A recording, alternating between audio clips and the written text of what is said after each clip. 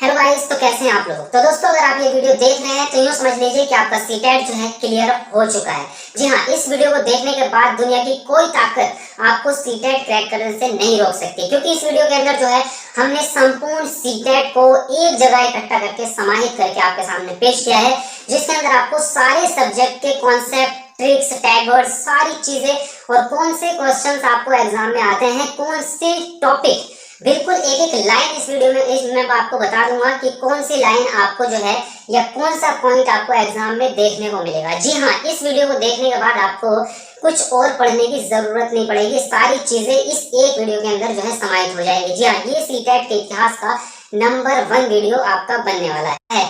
तो बस आप जो है एग्जाम की रात ये वीडियो देख लेना और सुबह को एग्जाम देने चले जाना। आप देखोगे कि आपका पेपर जो है पूरा का पूरा इस वीडियो के अंदर से बना हुआ होगा। जी हाँ, आपका पूरा सीटेट का पेपर आपको इस वीडियो के अंदर से मिलेगा। तो अगर आपने ये वीडियो देखने स्टार्ट कर दी है तो इसको लास्ट तक जरूर देखें, ये आपकी लाइफ बदल देगा, आपका भविष्य बदलने वाला है। जी हाँ, तो जल्दी से वीडियो को लाइक कर दो और जो लोग भी देख रहे हैं, जो लोग नए हैं हमारे चैनल पे, वो चैनल को सब्सक्राइब करके बेल आइकन को प्रेस कर लो फटाफट से।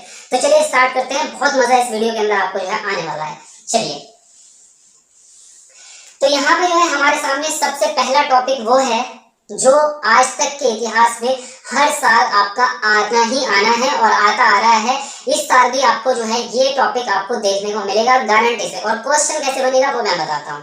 सबसे पहला टॉपिक हमने यहाँ पे रखा है वो है आपका बुद्धि, यानी कि इंटेलिजेंस। और बुद्धि से रिलेटेड एक क्वेश्चन आपका जरूर बनता है। तो बस आपको क्या करना है, एक वर्ड याद रख लेना है। जी हाँ, मैं क्या कह रहा हूँ, एक वर्ड यानी कि एक लाइन याद रख लेनी है और आपका एक नंबर जो है पक्का हो चुका है। सबसे पहले तो आपने अगर रजिस्टर और पेन अपने साथ लेके नहीं बैठे हैं तो फटाफट से एक रजिस्टर और एक पेन अपने साथ लेके बैठ जाइए, क्योंकि बहुत सारी इंपॉर्टेंट चीजें आपको नोट करनी पड़ेंगी। ठीक है, तो सबसे जो आपको एक वर्ड याद रखना है वो ये याद रखना है कि बुद्धि जो है वो बहुआयामी होती है। जी हाँ, बुद्धि बहुआयामी होती है और इससे बहु यानी कि विभिन्न, तो इससे संबंधित जितने भी वर्ड हैं इसके पर्यायवाची, उन सब वर्ड को याद कर लो। जैसे कि समुच्चय, जैसे कि आपका बुद्धि विभिन्न प्रकार की है, एक तरह का संगठन इसको कह सकते हैं, समूह कह सकते हैं।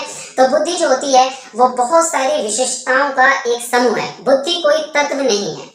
और ये बात किसने बताई है, ये बताई आपके हार्वर्ड गार्डनर ने। हार्वर्ड गार्डनर ने आपका बहुबुद्धि सिद्धांत दिया है, बहुबुद्धि का सिद्धांत आपका हार्वर्ड गार्डनर ने दिया और उन्होंने बुद्धि के 9 प्रकार बताए हैं। ठीक है, तो सिंपल सा प्रश्न आपका ये बनता है कि बुद्धि के बारे में निम्नलिखित में से कौन सा कथन सत्य है, ये आपका प्रश्न बनता है। अब आपको क्या करना है, उन जो आपके 4 ऑप्शन होंगे उनमें से एक ऑप्शन में कहीं ना कहीं बहुआयामी वर्ड आपको देखने को मिलेगा। बहुआयामी या उससे रिलेटेड कि बुद्धि जो है वो बहुत सारी विशेषताओं का समुच्चय है, संगठन है, इस तरह का वर्ड आपको देखने को मिलेगा। वही ऑप्शन आपका 100% राइट होगा, आंसर लगा देना। ठीक है, उसके अलावा कुछ एक्स्ट्रा चीजें हैं बुद्धि के बारे में, इनको जानना जरूरी है, इनको जान लेते हैं। ठीक है, आपका जो बुद्धि का एक कारक सिद्धांत है वो आपका विनय ने दिया है। द्विकारक सिद्धांत आपका दिया है स्पीयरमैन ने, जिसको आपका जीएस फैक्टर थ्योरी हम कहते हैं, जनरल और स्पेशल, यानी कि एक सामान्य बुद्धि होती है, एक विशेष बुद्धि होती है, ये इन्होंने कहा। आपको बहुकारक सिद्धांत जो दिया है वो थॉर्नडाइक ने दिया है, ये आप याद रखेंगे। बुद्धि लब्धि ज्ञात करने का सूत्र क्या है, ये आपको याद रखना जरूरी है। IQ बराबर मानसिक आयु बटे वास्तविक आयु, जिसको हम मेंटल एज बोलते हैं, वास्तविक आयु को क्रोनोलॉजिकल एज बोलते हैं, गुणा में आपका 100 हो जाएगा, ये आपका सूत्र होता है, फॉर्मूला। तो इसका स्क्रीनशॉट फटाफट से लेंगे, नेक्स्ट टॉपिक पे बढ़ते हैं फटाफट से। तो एक नंबर जो है आपका पक्का हो चुका है। चलिए 3 नंबर और लिख लीजिए फटाफट से, जो आपके सामने स्क्रीन पे। तो आप नोट करते रहना कितने नंबर आपको यहाँ पे डायरेक्टली मैं आपको बता के चल रहा हूँ, वो नंबर आपके पक्के हो रहे हैं, बिल्कुल गारंटी से पक्के हो रहे हैं, ये आपको देखने को मिलेंगे ही मिलेंगे। देखिए, अब नेक्स्ट जो टॉपिक है यहाँ पे वाइगोत्स्की के अकॉर्डिंग है, यानी कि वाइगोत्स्की के बारे में है। तो वाइगोत्स्की का जो सिद्धांत है वो है आपका सामाजिक सांस्कृतिक विकास का सिद्धांत। तो मैं आपको सिद्धांत पूरा नहीं पढ़ाऊंगा कि मैं आपको जो है थ्योरी बहुत लंबी पढ़ाने वाला हूँ, मैं वो पॉइंट बताऊंगा जो एग्जाम में बिल्कुल एग्जैक्टली देखने को मिल जाएगा, और एक एक वर्ड बताऊंगा कि एक वर्ड देखो और आंसर लगाओ। मतलब आपका 2.5 घंटे का पेपर ना 1.5 घंटे में सॉल्व करके आओगे आप इस वीडियो को देखने के बाद। देखिए, बच्चे का पहले चीज तो यह है कि इनके समाज सांस्कृतिक विकास का जो सिद्धांत है उसका निहितार्थ क्या है, मतलब उसका निष्कर्ष क्या निकल रहा है। तो भाई उसका जो निचोड़ है ना, उसका जो जूस है वो ये है कि बच्चे के प्रत्येक विकास में और अधिगम में सबसे बड़ी भूमिका समाज की होती है। रट्टा मार लो, ठीक है। इनके टैग वर्ड क्या है, अगर वाइगोत्स्की के बारे में कोई भी प्रश्न आ जाए और ऑप्शन में आपको ये वर्ड देखने को मिल जाए तो आप आंख बंद करके आंसर लगा देना। पहला है आपका समाज, दूसरा परस्परिक अंतःक्रिया, तीसरा है आपका सामूहिक सामाजिक कार्य। इनसे रिलेटेड जो भी वर्ड आपको देखने को मिल जाए ऑप्शन में, वो ऑप्शन आप आंख बंद करके लगा देना। समाज is equal to Vygotsky, formula लिख लो तुम, वाइगोत्स्की इज इक्वल टू समाज। वाइगोत्स्की, अगर प्रश्न आपका वाइगोत्स्की के बारे में है और ऑप्शन में समाज लिखा है तो लगा दो, और अगर आपका प्रश्न समाज के बारे में है और ऑप्शन में वाइगोत्स्की है तो वाइगोत्स्की को सही लगा दो। ये चीज है। उसके बाद अंतःक्रिया, एक दूसरे से बातचीत करना, एक दूसरे के साथ कार्य करना, समूह में कार्य करना, ये सब चीजें इन्हीं के हैं, ठीक है। उसके अलावा इनका निहितार्थ क्या है? सहयोगात्मक समस्या समाधान। इसको याद रखना कि इन्होंने अगर पूछ ले कि इनके विकास के सिद्धांत का निहितार्थ क्या है, डायरेक्टली भी कभी कभी क्वेश्चन बना देता है, तो बस ये वर्ड याद रखना, सहयोगात्मक समस्या समाधान। इसका मतलब ये है कि सभी बच्चे आपस में मिलके या टीचर और बच्चे मिलके किसी भी समस्या का समाधान आसानी से ढूंढ सकते हैं। इनके कहने का मतलब ये है, इसीलिए उन्होंने परस्पर अंतःक्रिया को ज्यादा इंपॉर्टेंस दी है, सामूहिक कार्यों को ज्यादा इंपॉर्टेंस दी है, ठीक है। उसके अलावा अब एक और बहुत ही ज्यादा इंपॉर्टेंट टॉपिक पॉइंट है, बालक अपने समूह का सक्रिय सदस्य कब होता है भाई? किशोरावस्था में होता है। बिल्कुल गांठ बांध के लिख लो, कंफ्यूजन की जरूरत ही नहीं बचती, ठीक है। दूसरी बात, विकास की बाल्यावस्था को ही गिरोहावस्था या गैंग एज कहा जाता है। नोट करो फटाफट से, कौन सी अवस्था को? बाल्यावस्था को, वो भी उत्तर बाल्यावस्था को, जो होती है आपकी 6 से 12 वर्ष तक की। एक आपकी जो होती है वो आपकी परिवर्ती होती है, तो उसको हम कहते हैं 3 से 6 प्रारंभिक बाल्यावस्था, लेकिन वो वाली नहीं, उत्तर बाल्यावस्था जो कि 6 से 12 वर्ष होती है, उसको गिरोहावस्था या गैंग एज कहते हैं, ठीक है। पॉइंट नोट करो, 4 नंबर आपके पक्के हो चुके हैं। चलिए फटाफट से स्क्रीनशॉट ले लीजिए। तो नेक्स्ट टॉपिक है आपका जीन पियाजे। तो भाई 2 नंबर इसके पक्के समझ लो, 2 नंबर इसके लिख लो कि 2 क्वेश्चन आपके जीन पियाजे से आने ही आने हैं। 2 से ज्यादा हो सकते हैं, कम नहीं हो सकते, ठीक है। तो जीन पियाजे के सिद्धांत में जो है 4 अवस्थाएं दी गई हैं। अभी 5 मिनट के अंदर अंदर आपको जीन पियाजे का संज्ञानात्मक विकास जो है चुटकियों में समझ आ जाएगा। देखिए 4 अवस्थाएं दी हैं, उनके बारे में बाद में बताऊंगा। उससे पहले उससे भी ज्यादा इंपॉर्टेंट चीजें आपको बता देता हूँ। पहली चीज जो कि आपको इनडायरेक्टली पूछी जाती है, आपको समझ में नहीं आती कि वो जीन पियाजे से ही रिलेटेड होती है। कई लोगों को पता ही नहीं है कि वो जीन पियाजे से रिलेटेड चीज है, लेकिन होती इसी से है। वो क्या है? वो ये है कि खोज व निर्माण का सिद्धांत। एक निर्माण का सिद्धांत जो है जीन पियाजे का दिया हुआ है। उन्होंने ये कहा है कि बच्चे जो अपने संज्ञानात्मक विकास का मतलब संज्ञानात्मक क्षमता का विकास करते हैं, वो खोज और निर्माण के द्वारा करते हैं। यानी कि बच्चे का जो डेवलपमेंट होता है, वो जैसे जैसे क्रियाएं करते रहते हैं समाज में, उल्टी सीधी चीजों को तोड़ना फोड़ना और ये सब चीजें, मतलब उनका सक्रिय रहना ही उनका जो है विकास का बेस है। मतलब उनका विकास जो है उसी से होता है, जिसको उन्होंने कहा खोज व निर्माण का सिद्धांत। उसमें उन्होंने एक लाइन ये बोली थी कि संज्ञानात्मक विकास जो है वो नकल पर आधारित ना होकर खोज पर आधारित है। क्या बोला?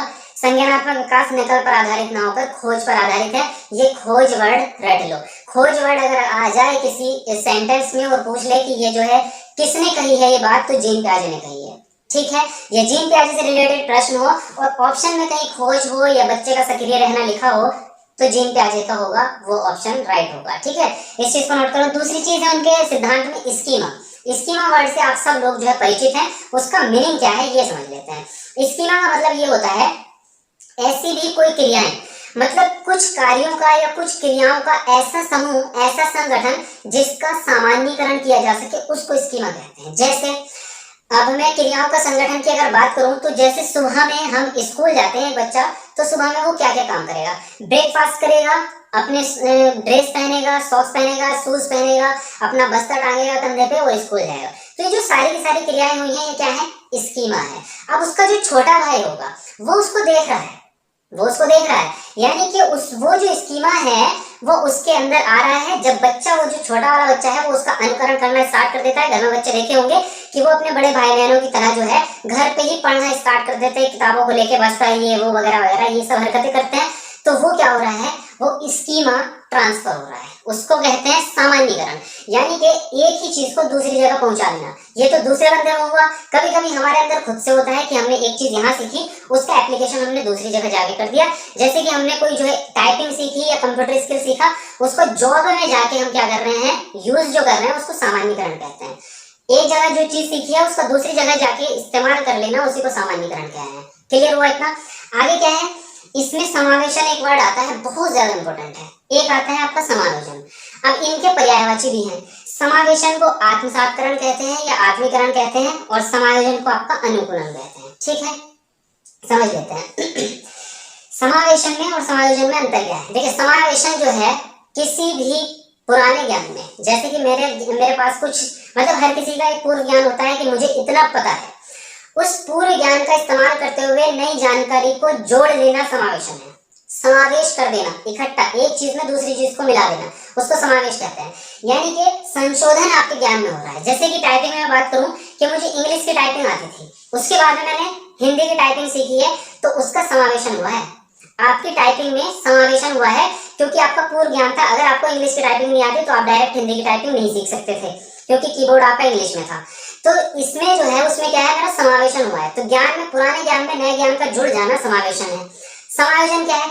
समायोजन ये है कि आपके पुराने ज्ञान की कोई जरूरत नहीं है, जो सामने दिखा आपका उसको आपने ऐसे कैसे एडजस्ट कर लिया, या उसमें उसको आपने एक्सेप्ट कर लिया कि हाँ भाई ये कुत्ता है तो कुत्ता ही है, उसमें कोई ज्ञान की जरूरत नहीं पड़ी। तो उसे कहते हैं एडजस्टमेंट कर लेना या समायोजन कर लेना। क्लियर हुए दोनों चीजें? तो अब आते हैं हम मेन मुद्दे पे, जो उसकी 4 अवस्थाएं दी गई हैं। ठीक है, सबसे पहली अवस्था जो दी है उन्होंने वो है आपके इंद्रिय गामक अवस्था, जो होती है जन्म से 2 वर्ष तक की। इसमें एक इंपॉर्टेंट शब्द है इंद्रिय। इंद्रिय क्या होती है? हमारी जो हमारी संवेदना है, हमारे नाक, कान, आंख, मुंह नहीं है, सॉरी जल्दी में बोल दिया, हमारी स्किन जिसको हम टच करके जिससे कर सकते हैं। ठीक है, तो ये हमारी संवेदनाएं हैं। तो इसमें क्या होता है, इस अवस्थाओं में सबसे ज्यादा संवेदनाओं का ही यूज होता है। बच्चा सबसे ज्यादा संवेदनाओं का यूज करता है। बच्चा देख रहा है तो ज्ञान प्राप्त कर रहा है, बच्चा सुन रहा है तो ज्ञान प्राप्त कर रहा है, किसी चीज को तोड़ फोड़ रहा है, टच करके सीख रहा है तो ज्ञान प्राप्त कर रहा है। इस एज में प्रतिवृत्ति क्रियाएं बहुत ज्यादा होती हैं शुरू में, क्योंकि जन्म के बाद प्रतिवृत्ति क्रियाएं होती हैं। सबसे पहली प्रतिवृत्ति क्रिया का मतलब समझो, जो क्रियाएं खुद से होती हैं ऑटोमेटिक तरीके से, जैसे कि मुंह में लार आना। अगर टेस्टी खाना आपके सामने बन रहा है तो आपके मुंह में पानी आ जाएगा, ये प्रतिवृत्ति क्रिया है, इसका हमारा कंट्रोल ही नहीं है। हमारी पलके झपकना एक प्रतिवृत्ति क्रिया है, इसका आपका कंट्रोल नहीं है, आप चाह के भी इसको बंद नहीं कर सकते। इसी प्रकार से बचपन में ज्यादा होती है, बड़े होके 2-4 हैं लेकिन बचपन में बहुत ज्यादा होती है। ठीक है, तो सबसे पहली जो प्रतिवृत्ति क्रिया होती है वो होती है आपका चूसना।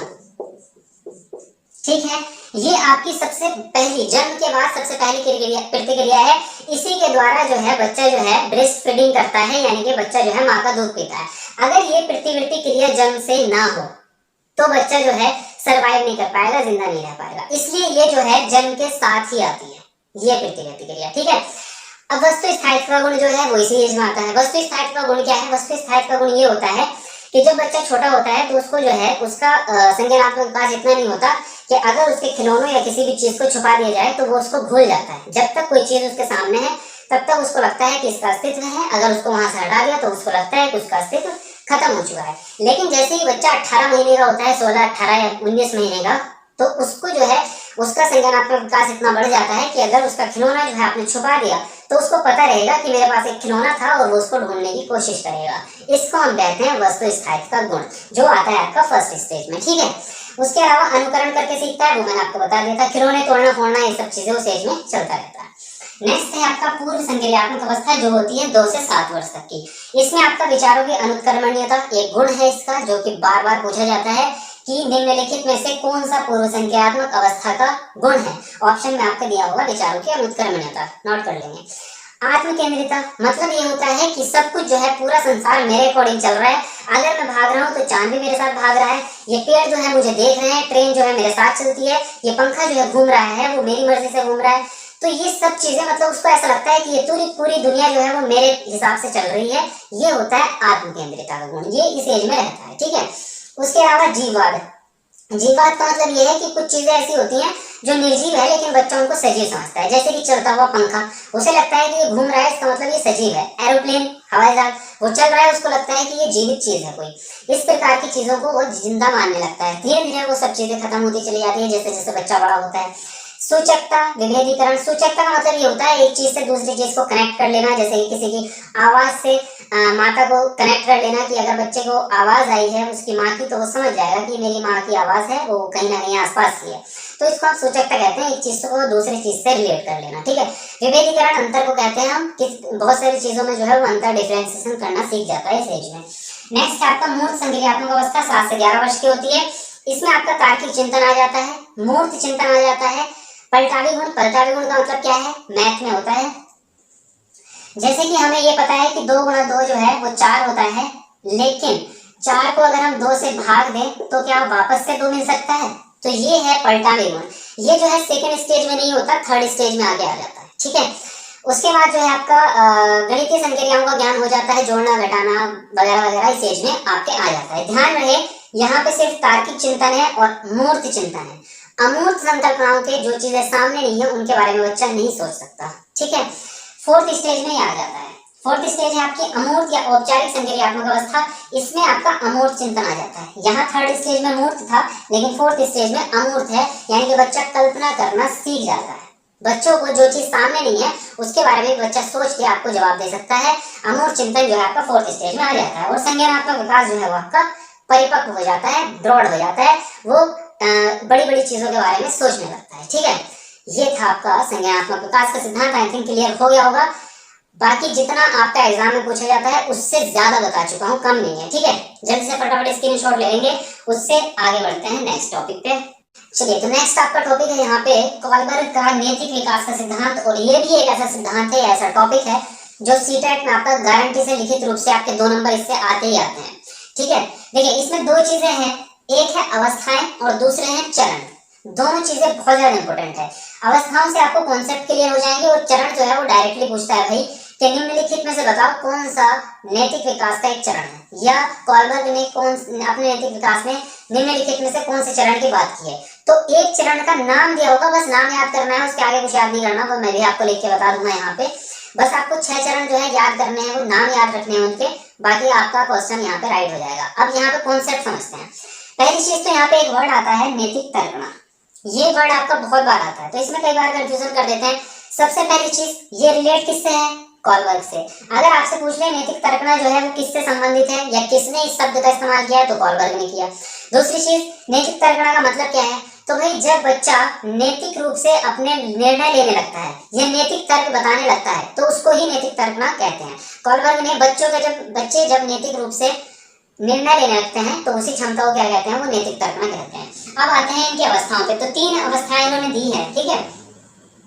सबसे पहली अवस्था आपका पूर्व परंपरागत अवस्था, जो कि स्टार्ट होती है 3 से 10 वर्ष तक, है ना। लेकिन 3 से पहले का क्या हुआ? तो 3 से पहले उन्होंने ये कहा कि 3 वर्ष से पहले बच्चे में नैतिक विकास होता ही नहीं है। मतलब उसको नहीं पता होता कि किसके साथ हमें कैसा व्यवहार करना है। नैतिक रूप से बच्चे की अनुपस्थिति होती है, नैतिकता की अनुपस्थिति हम उसको कह सकते हैं, ठीक है। अब इस स्टेज के क्या क्या गुण हैं या उसमें कौन कौन सी चीजें बच्चे के अंदर आती हैं, जो बच्चे के काम होते हैं, जो भी नैतिक कार्य होते हैं, वो किन चीजों पर डिपेंड होते हैं, ये समझना जरूरी है। देखिए, दंड, आज्ञाकारिता, यानी कि बच्चा जो भी काम करेगा वो दंड के इसलिए करता है, अच्छे काम या नैतिक काम, कि उसको दंड ना मिले, बड़े उसको दंड ना दे। या फिर उसको आज्ञाकारिता, यानी कि बड़ों की बात मानना जो है एक अच्छा गुण होता है, ये उसको पता है। बच्चों की आज्ञा, मतलब बड़ों की आज्ञा की वजह से वो उस काम को कर रहा है। या फिर पुरस्कार उसको मिल रहा है, उस काम को करने के लिए कुछ उसको खाने के लिए मिल रहा है, या 1-2 रुपया पैसे में मिल रहे हैं। इस तरह से उसको जो है या शाबाशी मिल रही है। पुनर्वलन और पुरस्कार एक ही चीज है। डर, भय या बड़ों का दबाव, ये चीजें मैं आपको बता चुका हूँ। इसलिए जो है मतलब जो पूरा का पूरा व्यवहार है वो दूसरों पे डिपेंड है, मतलब दूसरों की तरफ से ही दबाव है या किसी भी चीज का। तो तब जो है बच्चा इस स्टेज में कोई भी अच्छा काम कर रहा है, उसको खुद से नहीं पता होता कि मुझे कौन से नैतिक कार्य करने हैं, ठीक है। अब आता है नेक्स्ट स्टेज, जिसको हम कहेंगे परंपरागत अवस्था, जो होती है 10 वर्ष से आपके 13 वर्ष तक। इसमें क्या होता है? इसमें बच्चा जो है समाज के अनुरूप चलने लगता है, यानी कि उसको सामाजिक नियम समझ में आने लगते हैं कि हमें जो है समाज में कैसे रहना है, किसको नमस्कार करना है, कैसे काम करना है, बड़ों के पैर छूने हैं, सलाम करना है। ये सब चीजें बच्चा जो है सीखने लगता है, बड़ों का अदब करना है। मतलब उसको सामाजिक नियम समझ में आने लगते हैं और वो फिर समाज के अकॉर्डिंग चलने लगता है। अब उसको डर वर नहीं रहता कि बड़े जो है मुझे डांटेंगे। अगर आप उसको गलत काम के लिए कहोगे कि मैं उसको जो है आपको ये काम करना पड़ेगा, और अगर उसको लगेगा कि सामाजिक रूप से ये गलत है तो वो नहीं करेगा। आपका डर जो है या भय यहाँ पे खत्म हो जाता है। वो अलग बात है इंडिविजुअल रूप से हम इसको कहें कि बच्चे बड़ों ने उसको किसी काम के लिए मजबूर कर दिया, या फिर उसको अच्छा लड़की, अच्छा लड़का या अच्छी लड़की इस तरह से कह के उसको कि ये काम आप करोगे तो आप अच्छा लड़का कहलाओगे, ये भी सामाजिकता के अंदर आता है ना। परंपराएं, जो हमारे समाज में परंपराएं होती हैं, जैसे कि बहुत सारी चीजें होती हैं परंपराओं में, बड़ों के साथ कैसा व्यवहार करना है, त्योहारों पर कैसा व्यवहार करना है, किसी की पूजा करनी है, या जो भी चीजें होती हैं वो सब चीजें परंपराओं को वो मानने लगता है, सामाजिक नियम उसको समझ में आने लगता है। मतलब यहाँ पे पूरा जो उसका व्यवहार होगा वो सामाजिक नियम पे, परंपराओं पे डिपेंड हो जाता है इस एज में आके, ठीक है। अब उसके बाद आगे बढ़ते हैं बच्चा 13 साल से ऊपर पहुंच चुका है। स्टेज होगी आपकी परा परंपरागत अवस्था। परा मतलब आगे बढ़ चुके हैं परंपराओं से, ठीक है।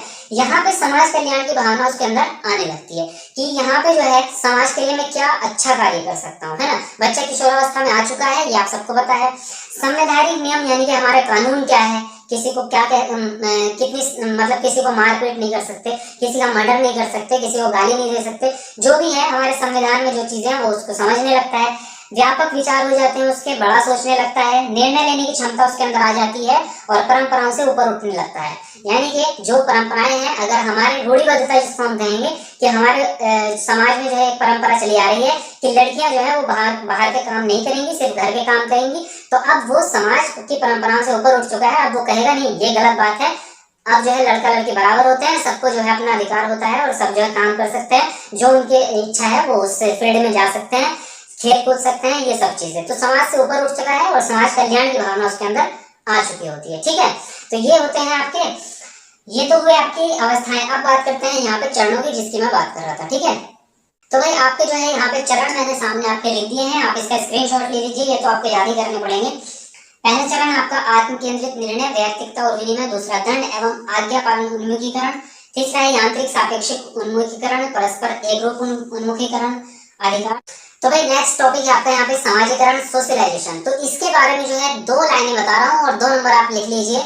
आपके 2 नंबर जो है पक्के हो चुके हैं, बिल्कुल गारंटी से लिखित रूप से हो चुके हैं। देखिए पहली चीज तो यहाँ पे यह है कि समाजीकरण का मतलब क्या है, सामाजिकरण आपका होता क्या है। तो इसका अर्थ यह है कि समाज के नियमों या मापदंडों के साथ में समायोजन या अनुकूलन कर लेना। ये 2 वर्ड रट्टा मार लो, क्या बोला मैंने, समायोजन और अनुकूलन, इसके अलावा कोई तीसरा वर्ड नहीं मिलेगा। अगर वो ये कहे कि समाज के नियम और मापदंडों को सीख लेना, गलत है। समाज के नियमों को जान लेना, समझ लेना, उनका उपयोग कर लेना, बिल्कुल गलत है। सिर्फ 2 वर्ड मिलेंगे, या तो अनुकूलन या समायोजन, बस ये याद रखना, वही ऑप्शन आपका राइट होगा। दूसरी चीज वेरी वेरी वेरी इंपॉर्टेंट, यहाँ पे लिख दिया है मैंने, मोस्ट इंपॉर्टेंट। यूं समझ लो कि ये ऐसा प्रश्न है जो आपका आ चुका है, सीटेट में रखा हुआ मिलेगा गारंटी से, कि बच्चे के समाजीकरण में भूमिका होती है। प्रथम भूमिका किसकी होती है और द्वितीय भूमिका किसकी होती है, ये आपको याद रखना है गारंटी से। प्रथम भूमिका होती है परिवार और पास पड़ोस की, द्वितीय भूमिका होती है आपकी विद्यालय एवं पास पड़ोस, विद्यालय एवं मीडिया की। अगर अलग में दे दे, पास पड़ोस हटा दिया उसने और सिर्फ परिवार दे दिया, तो प्रथम भूमिका होगी आपके परिवार की और द्वितीय भूमिका होगी आपकी विद्यालय की। क्लियर, 1 नंबर आपका यहाँ पे कंठस्थ होता है। नेक्स्ट आपका मोस्ट इंपोर्टेंट टॉपिक, कि जब बच्चा खुद से ही बातचीत करता है, जैसे हम खुद से बोलते रहते हैं, जैसे कि हम किचन में, यार आज क्या बनाऊं, या आज कुछ खाने का मन कर रहा है, यार भूख लग रही है, क्या खाऊं, चलो यार सेब खा लेता हूँ, नहीं यार सेब छोड़ो यार भूख लग रही है, खाना ही खा लेता हूँ, रोटी खा लेता हूँ, ये मैं खुद से बात कर रहा हूँ। तो इसको क्या कहेंगे, इसको कहेंगे वाइगोत्स्की वैयक्तिक वार्ता, और आपके प्याजे कहेंगे अहम केंद्रित वार्ता। दोनों में बहुत बड़ा कंफ्यूजन होता है, इन चीजों को याद रखें। अगर आपसे पूछा है कि वाइगोत्स्की के अनुसार बच्चे जो अपने आप से बात करते हैं उसको क्या कहेंगे, तो कहेंगे वैयक्तिक वार्ता। अगर पूछ लिया कि जीन प्याजे के अनुसार क्या कहेंगे, तो कहेंगे अहम केंद्रित वार्ता। बिल्कुल गारंटी से रखा हुआ मिलेगा प्रश्न ही आपको। चलिए फटाफट से स्क्रीनशॉट लीजिए, आगे बढ़ते हैं। इस पूरी वीडियो में मैं आपको ऐसे ऐसे टॉपिक या ऐसे ऐसे कॉन्सेप्ट बताऊंगा कि जो आपको बिल्कुल 2021 के सीटेट में रखे हुए मिलेंगे बिल्कुल। चलिए भाई, तो आपका नेक्स्ट जो टॉपिक है पूरे सीटेट की जान कहेंगे या बेस कहेंगे, डेवलपमेंट। बच्चे का जो डेवलपमेंट होता है उसी के लिए जो है सब कुछ कर रहे हैं भाई, इतना कुछ पढ़ रहे हैं, पूरा सीटेट कर रहे हैं बच्चे के डेवलपमेंट के लिए ही। देखिए डेवलपमेंट के बारे में यहाँ पे 4 लाइनें लिखूंगा और इन 4 लाइनों में से ही आपको जो है विकास के सारे क्वेश्चन सॉल्व हो जाएंगे। बड़े पे तो हम जा ही नहीं रहे हैं, बहुत शॉर्टकट तरीके से आपको वो निचोड़ लेके आ रहा हूँ, बिल्कुल जूस लेके आ रहा हूँ कि ये चीज आनी है आपकी सीटेट में, ठीक है। ये वीडियो को देखने के बाद जो है आपका सीटेट समझो क्लियर हो चुका है। कॉन्फिडेंस रखिए और यकीन रखिए, आपका सभी का जितने लोग भी ये वीडियो देख रहे हैं उनका 100% सभी का सीटेट इस बार निकलेगा, ठीक है। चलिए तो भाई, और जिन लोगों ने अभी तक सीटेट के नोट्स नहीं लिए हैं वो नोट्स जरूर ले लेना भाई, क्योंकि वो आपके लिए बहुत ज्यादा इंपॉर्टेंट है। फिर आपको इधर उधर भागना नहीं पड़ेगा, पुस्तकें पढ़ने की जरूरत नहीं है, पूरे नोट्स के अंदर ही आपको पूरा पेपर फंस जाएगा। बहुत जबरदस्त और इतने इजी लैंग्वेज में है ना कि अगर 3 दिन भी पढ़िए, मतलब अगर ये वीडियो आप सीटेट से 3 दिन पहले देख रहे हैं ना, तो आज ही नोट्स ले लो, और अगर 3 दिन आपने नोट्स पढ़ लिए और ये वीडियो कर ली ना, तो आपका सीटेट जबरदस्त तरीके से पास होगा। और नोट्स के लिए क्या करना है, इस नंबर पे व्हाट्सएप मैसेज करना है 8532855503। वहां पे आपको सारी जानकारी मिल जाएगी, कैसे नोट्स मिलेंगे, कितना पेमेंट करना है, वो सब चीजें आपको वहीं पर बता दी जाएगी। देखिए विकास के बारे में यहाँ पे क्या है, सबसे पहली जो लाइन है वो सबसे ज्यादा इंपॉर्टेंट है और ये प्रश्न आपका कई बार आ चुका है कि विकास के मुख्य प्रकार क्या होते हैं या विकास को कितने भागों में, मुख्य भागों में बांटा गया है। तो देखिए यहाँ पे 4 प्रकार दिए गए हैं। जो आपके 4 प्रकार हैं वो कौन से हैं, शारीरिक, सामाजिक, संवेगात्मक और संज्ञानात्मक। ये आपके जो है 4 मुख्य आयाम हैं, बाकी के जो है वो सब सेकेंडरी हैं। फर्स्ट नंबर पे मुख्य आयाम में ये 4 आएंगे, इनको आप याद रखेंगे। क्लियर। देखिए दूसरा जो है मुख्य पॉइंट वो ये है कि सभी प्रकार के विकास जो है वो एक दूसरे से अंतर संबंधित होते हैं तथा एक दूसरे पर प्रभाव डालते हैं। ये बात आपको बिल्कुल क्लियर होनी चाहिए, क्योंकि अगर आपका शारीरिक विकास अच्छा नहीं होगा तो सामाजिक विकास में प्रॉब्लम आएगी, संज्ञानात्मक विकास में भी प्रॉब्लम आएगी। उसके आगे नेक्स्ट जो आपका महत्वपूर्ण पॉइंट है वो ये है कि शारीरिक विकास सभी प्रकार के विकास की पहली शर्त है। ये प्रश्न आपको बहुत बार आता है और घुमा फिरा के आता है। वो सीधा पूछेगा कि सभी प्रकार के विकास की या जितने भी विकास हैं उनके लिए निम्नलिखित में से कौन सा विकास महत्वपूर्ण है। तो शारीरिक विकास सबसे ज्यादा महत्वपूर्ण है। अगर किसी बच्चे का शारीरिक विकास अच्छा नहीं है, शारीरिक विकास पिछड़ा है, तो उसके बाकी के अन्य विकास भी पिछड़े हुए हो जाएंगे। ठीक है। नेक्स्ट आपका पॉइंट है कि बच्चे का विकास जो है वो सबसे तीव्र गति से किस अवस्था में होता है। तो वो होता है आपका शेष अवस्था एवं प्रारंभिक बाल्यावस्था में, जो जन्म से 6 वर्ष तक की होती है। ठीक है। तो इस अवस्था में विकास जो है वो सबसे तेज गति से होता है। कुछ लोगों को कंफ्यूजन रहता है, कुछ लोग किशोरावस्था लगा के आ जाते हैं, कोई कुछ लगा देता है, लेकिन इसको आप याद रखें, शेष अवस्था एवं प्रारंभिक बाल्यावस्था। अगर दोनों अलग अलग आ जाए, कभी कभी अगर मान लो दोनों में से एक ही दे दे, तो शेष अवस्था लगाना इसमें सबसे ज्यादा होता है। ठीक है। तो आप इसका स्क्रीनशॉट लीजिए, आगे बढ़ते हैं फटाफट से। चलिए तो आगे बढ़ते हैं और नेक्स्ट टॉपिक आपके जो है थोड़े से कॉन्सेप्ट बेस्ड हैं, मतलब ज्यादा उनके अंदर फालतू चीजें हैं नहीं, लेकिन अगर उनके कॉन्सेप्ट को आपने समझ लिया तो बहुत अच्छे से आप जो है प्रश्न को सॉल्व कर पाएंगे और कुछ ट्रिक भी मैं आपको बता दूंगा। ठीक है। देखिए एक टॉपिक आता है आपका आनुवंशिकता और वातावरण से रिलेटेड, है ना। तो इसमें क्या याद रखना है, सिर्फ एक चीज याद रखनी है। पहले तो दोनों का मतलब पता होना चाहिए। मतलब क्या है कि आनुवंशिकता वो चीज है जो आपको माता पिता से, आपके पूर्वजों से जो गुण मिल रहे हैं वो आपकी आनुवंशिकता है। ठीक। दूसरी चीज क्या है, आपका वातावरण जिसमें आप रह रहे हैं, जहाँ पे आपका पालन पोषण हो रहा है, जहाँ पे आप एजुकेशन ले रहे हैं, मतलब आपके चारों तरफ की जो चीजें हैं वो आपको पता ही है, वातावरण कहलाती है। ठीक है। अब इससे जो रिलेटेड प्रश्न बनेंगे उसमें मोस्टली जो सबसे ज्यादा इंपॉर्टेंट आपको याद रखना है वो याद रखना है कि इन दोनों का सहयोग होना चाहिए। अगर आपसे प्रश्न पूछ लिया कि बच्चे के व्यक्तित्व का निर्माण कैसे होता है, तो नीचे जो ऑप्शन लिखे होंगे केवल आनुवंशिकता से, केवल वातावरण से, आनुवंशिकता और वातावरण की अंतःक्रिया से, या फिर और कुछ तीसरा चौथा ऑप्शन, तो हमेशा ऑप्शन चुनेंगे आप आनुवंशिकता और वातावरण की अंतःक्रिया से। यानी कि दोनों को एक साथ लेके चलना है, क्योंकि केवल एक से कुछ भी नहीं हो सकता। ये दोनों ही रूपों से बच्चे का विकास होता है। चाहे कोई सा भी विकास के बारे में प्रश्न बने, हमेशा दोनों को एक साथ चुनना है। फिर दूसरी चीज इसमें एक वर्ड और पूछता है, आनुवंशिकता जो होती है वो आपकी प्रकृति से संबंधित है, ठीक है, और जो आपका वातावरण है वो आपका पालन पोषण से संबंधित है। तो अगर आपसे कभी भी प्रश्न इस प्रकार से आए कि प्रकृति पोषण विवाद जो है वो किससे रिलेटेड है, तो वो आनुवंशिकता और वातावरण से रिलेटेड है। क्यों? क्योंकि आनुवंशिकता से आपको मूल प्रवृत्तियां मिल रही हैं, जो आपके गुण होंगे वही आपकी प्रकृति बनेगी, और वातावरण में आपका पालन पोषण होता है, इसलिए इससे रिलेटेड होता है। ठीक है। बाकी इससे बहुत बड़े कंफ्यूजन वाले क्वेश्चन बनते नहीं है, बहुत सिंपल से प्रश्न बनते हैं, जो कि अगर ये आपको पता है तो आप सॉल्व कर लोगे। ठीक है। एक आता है जेंडर से रिलेटेड। तो भाई यहाँ पे जेंडर, लैंगिक मुद्दे जिसको हम कहेंगे, यहाँ पे एक सिंपल सी याद रखने वाली बात ये है कि जब जहां भी आपके भेदभाव वाली बात कर दी जाए, यानी कि पुरुष और महिला, लड़का लड़की में जहां भी भेदभाव वाली बात कर दी जाए, सीधा समझ जाना कि वो जो है रूढ़िबद्धता की बात कर रहे हैं, जेंडर पक्षपात की बात कर रहे हैं। अगर आपको सिंपल से ये कह दिया कि स्कूल में गायन प्रतियोगिता है, यानी कि सिंगिंग का कंपटीशन है, वहां पे लड़कियों को वरीयता दी जा रही है, लड़कों को नहीं दी जा रही है, तो समझ जाओ क्या है, लैंगिक पक्षपात है, जेंडर रूढ़िबद्धता है। अगर वहां पे सिंपल सा ये कह दिया जाए कि भाई एक क्रिकेट मैच है, एक वॉलीबॉल मैच है, उसमें जो है लड़कों को वरीयता दी जा रही है, लड़कियों को नहीं दी जा रही है, तो इस तरह से आप समझ सकते हैं जहां पे भी अंतर की बात कर दी वहां पे आपका जेंडर पक्षपात होगा। बस सिंपल सा प्रश्न बनता है, उससे ज्यादा कुछ नहीं। उसके अलावा एक वेरी इंपॉर्टेंट क्वेश्चन आपका ये बनता है, प्रश्न में बस एक बार लिखा होगा जेंडर, और नीचे लिखा होगा एक संज्ञानात्मक संरचना है, एक जैविक संरचना है, एक सामाजिक संरचना है, या एक जो भी फोर्थ ऑप्शन बनाए हो। ठीक है। तो वहां पे आपको सिंपल सा चुन लेना है, एक सामाजिक संरचना है। एक प्रश्न आपका यही बनेगा डायरेक्टली, तो इसको याद रखना, जेंडर जो है वो एक सामाजिक संरचना है। क्लियर। अब आगे बढ़ते हैं। आगे है आपका वैयक्तिक विभिन्नता। तो भाई व्यक्तिक विभिन्नता से जो प्रश्न बनते हैं वो मोस्टली पेडागोजी टाइप के होते हैं, जिसमें आपके पढ़ाई वढ़ाई के बारे में पूछा जाता है बच्चे के। तो उसमें आप क्या याद रखना है कि व्यक्तिक विभिन्नता क्यों इंपोर्टेंट है। प्रश्न ये बनता है व्यक्तिक विभिन्नता क्यों इंपोर्टेंट है, एक शिक्षक को उससे क्या मिलेगा। तो उसके सिंपल से टैग वर्ड हैं जो आपको ऑप्शन में देखने को मिलेंगे और वो विभिन्नता से रिलेटेड ही होंगे। ये भी सबसे बड़ी खास बात इसकी है कि टैग वर्ड भी यही होंगे, विभिन्नता, विविधता, विभिन्न प्रकार के, वैविध्य। अब कैसे बनेगा प्रश्न, अगर आपसे पूछ लिया कि व्यक्तिक विभिन्नता टीचर को कैसे मदद करती है, तो ऑप्शन में आपको मिलेगा कि ये बच्चों के बारे में ये जानने में मदद करती है कि बच्चे विभिन्न प्रकार की शैलियों से सीख सकते हैं। ये बच्चे जो है विभिन्न प्रकार की शैली रखते हैं, इसलिए उनके लिए जो है विविध प्रकार की शिक्षण प्रणालियां अपनाई जाए, बहुउपागम अपनाया जाए। तो इस प्रकार के आपको वर्ड देखने को मिलेंगे टैग वर्ड में, ठीक है। बाकी व्यक्तिक विभिन्नता का मतलब तो आपको पता ही है सबको कि सभी बच्चे जो है अपने आप में अलग अलग विशेषताएं रखते हैं, किसी की कुछ विशेषताएं, किसी की कुछ विशेषताएं।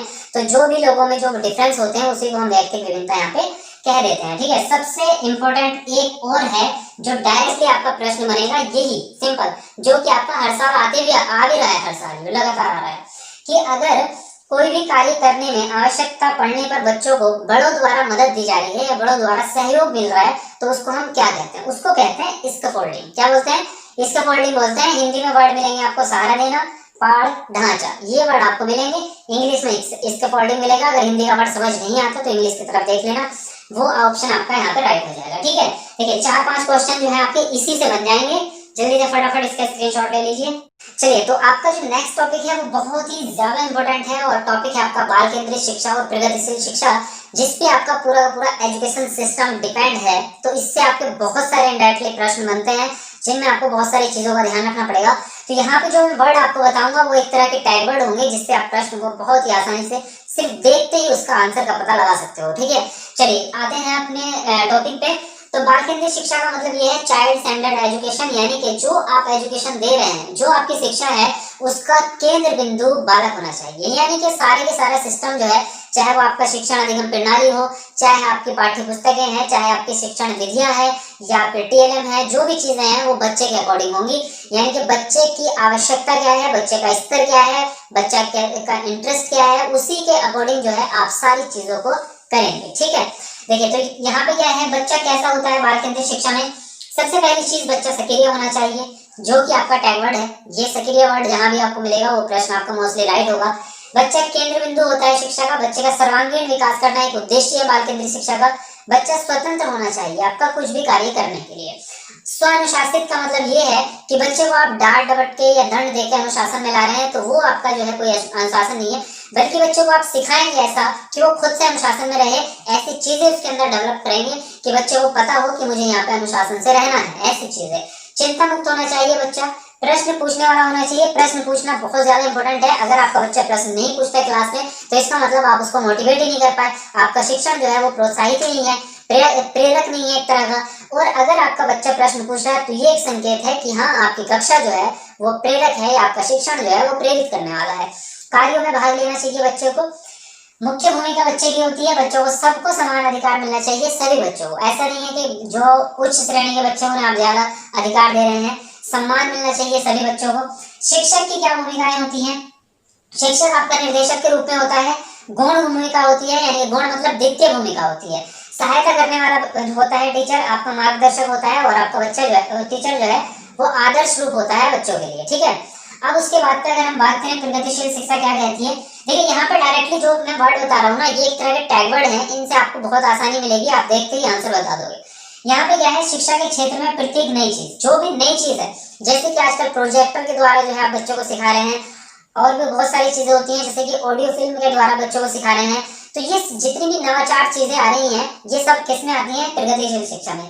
करके सीखना बोलता है प्रगतिशील शिक्षा का ये सिद्धांत है कि बच्चे को करने दो, बच्चे को ज्यादा से ज्यादा खुद से करने दो एक्टिविटी। ये पॉइंट आपका जो है ये ईवीएस में बहुत ज्यादा काम करता है। ईवीएस के सारे प्रश्न ऐसे मिलेंगे आपको जिसमें बच्चों को खुद से करने के अवसर दिए जा रहे हैं या बच्चों को काम में खुद से लगाया जा रहा है। ईवीएस की पेडागोजी उठा के देखना, सारी की सारी पेडागोजी इसी पर डिपेंड है। अभी मैं लास्ट में कराऊंगा आपको ईवीएस पेडागोजी, उसके नियम में आपको बताऊंगा, उसके रूल्स के किन चीजों का ध्यान रखा जाता है, किन चीजों पर डिपेंड है ईवीएस पेडागोजी, जिसे आप देखते ही आंसर लगा दोगे। तो करके सीखना बहुत ज्यादा इंपॉर्टेंट है, बच्चे को करने दो खुद से।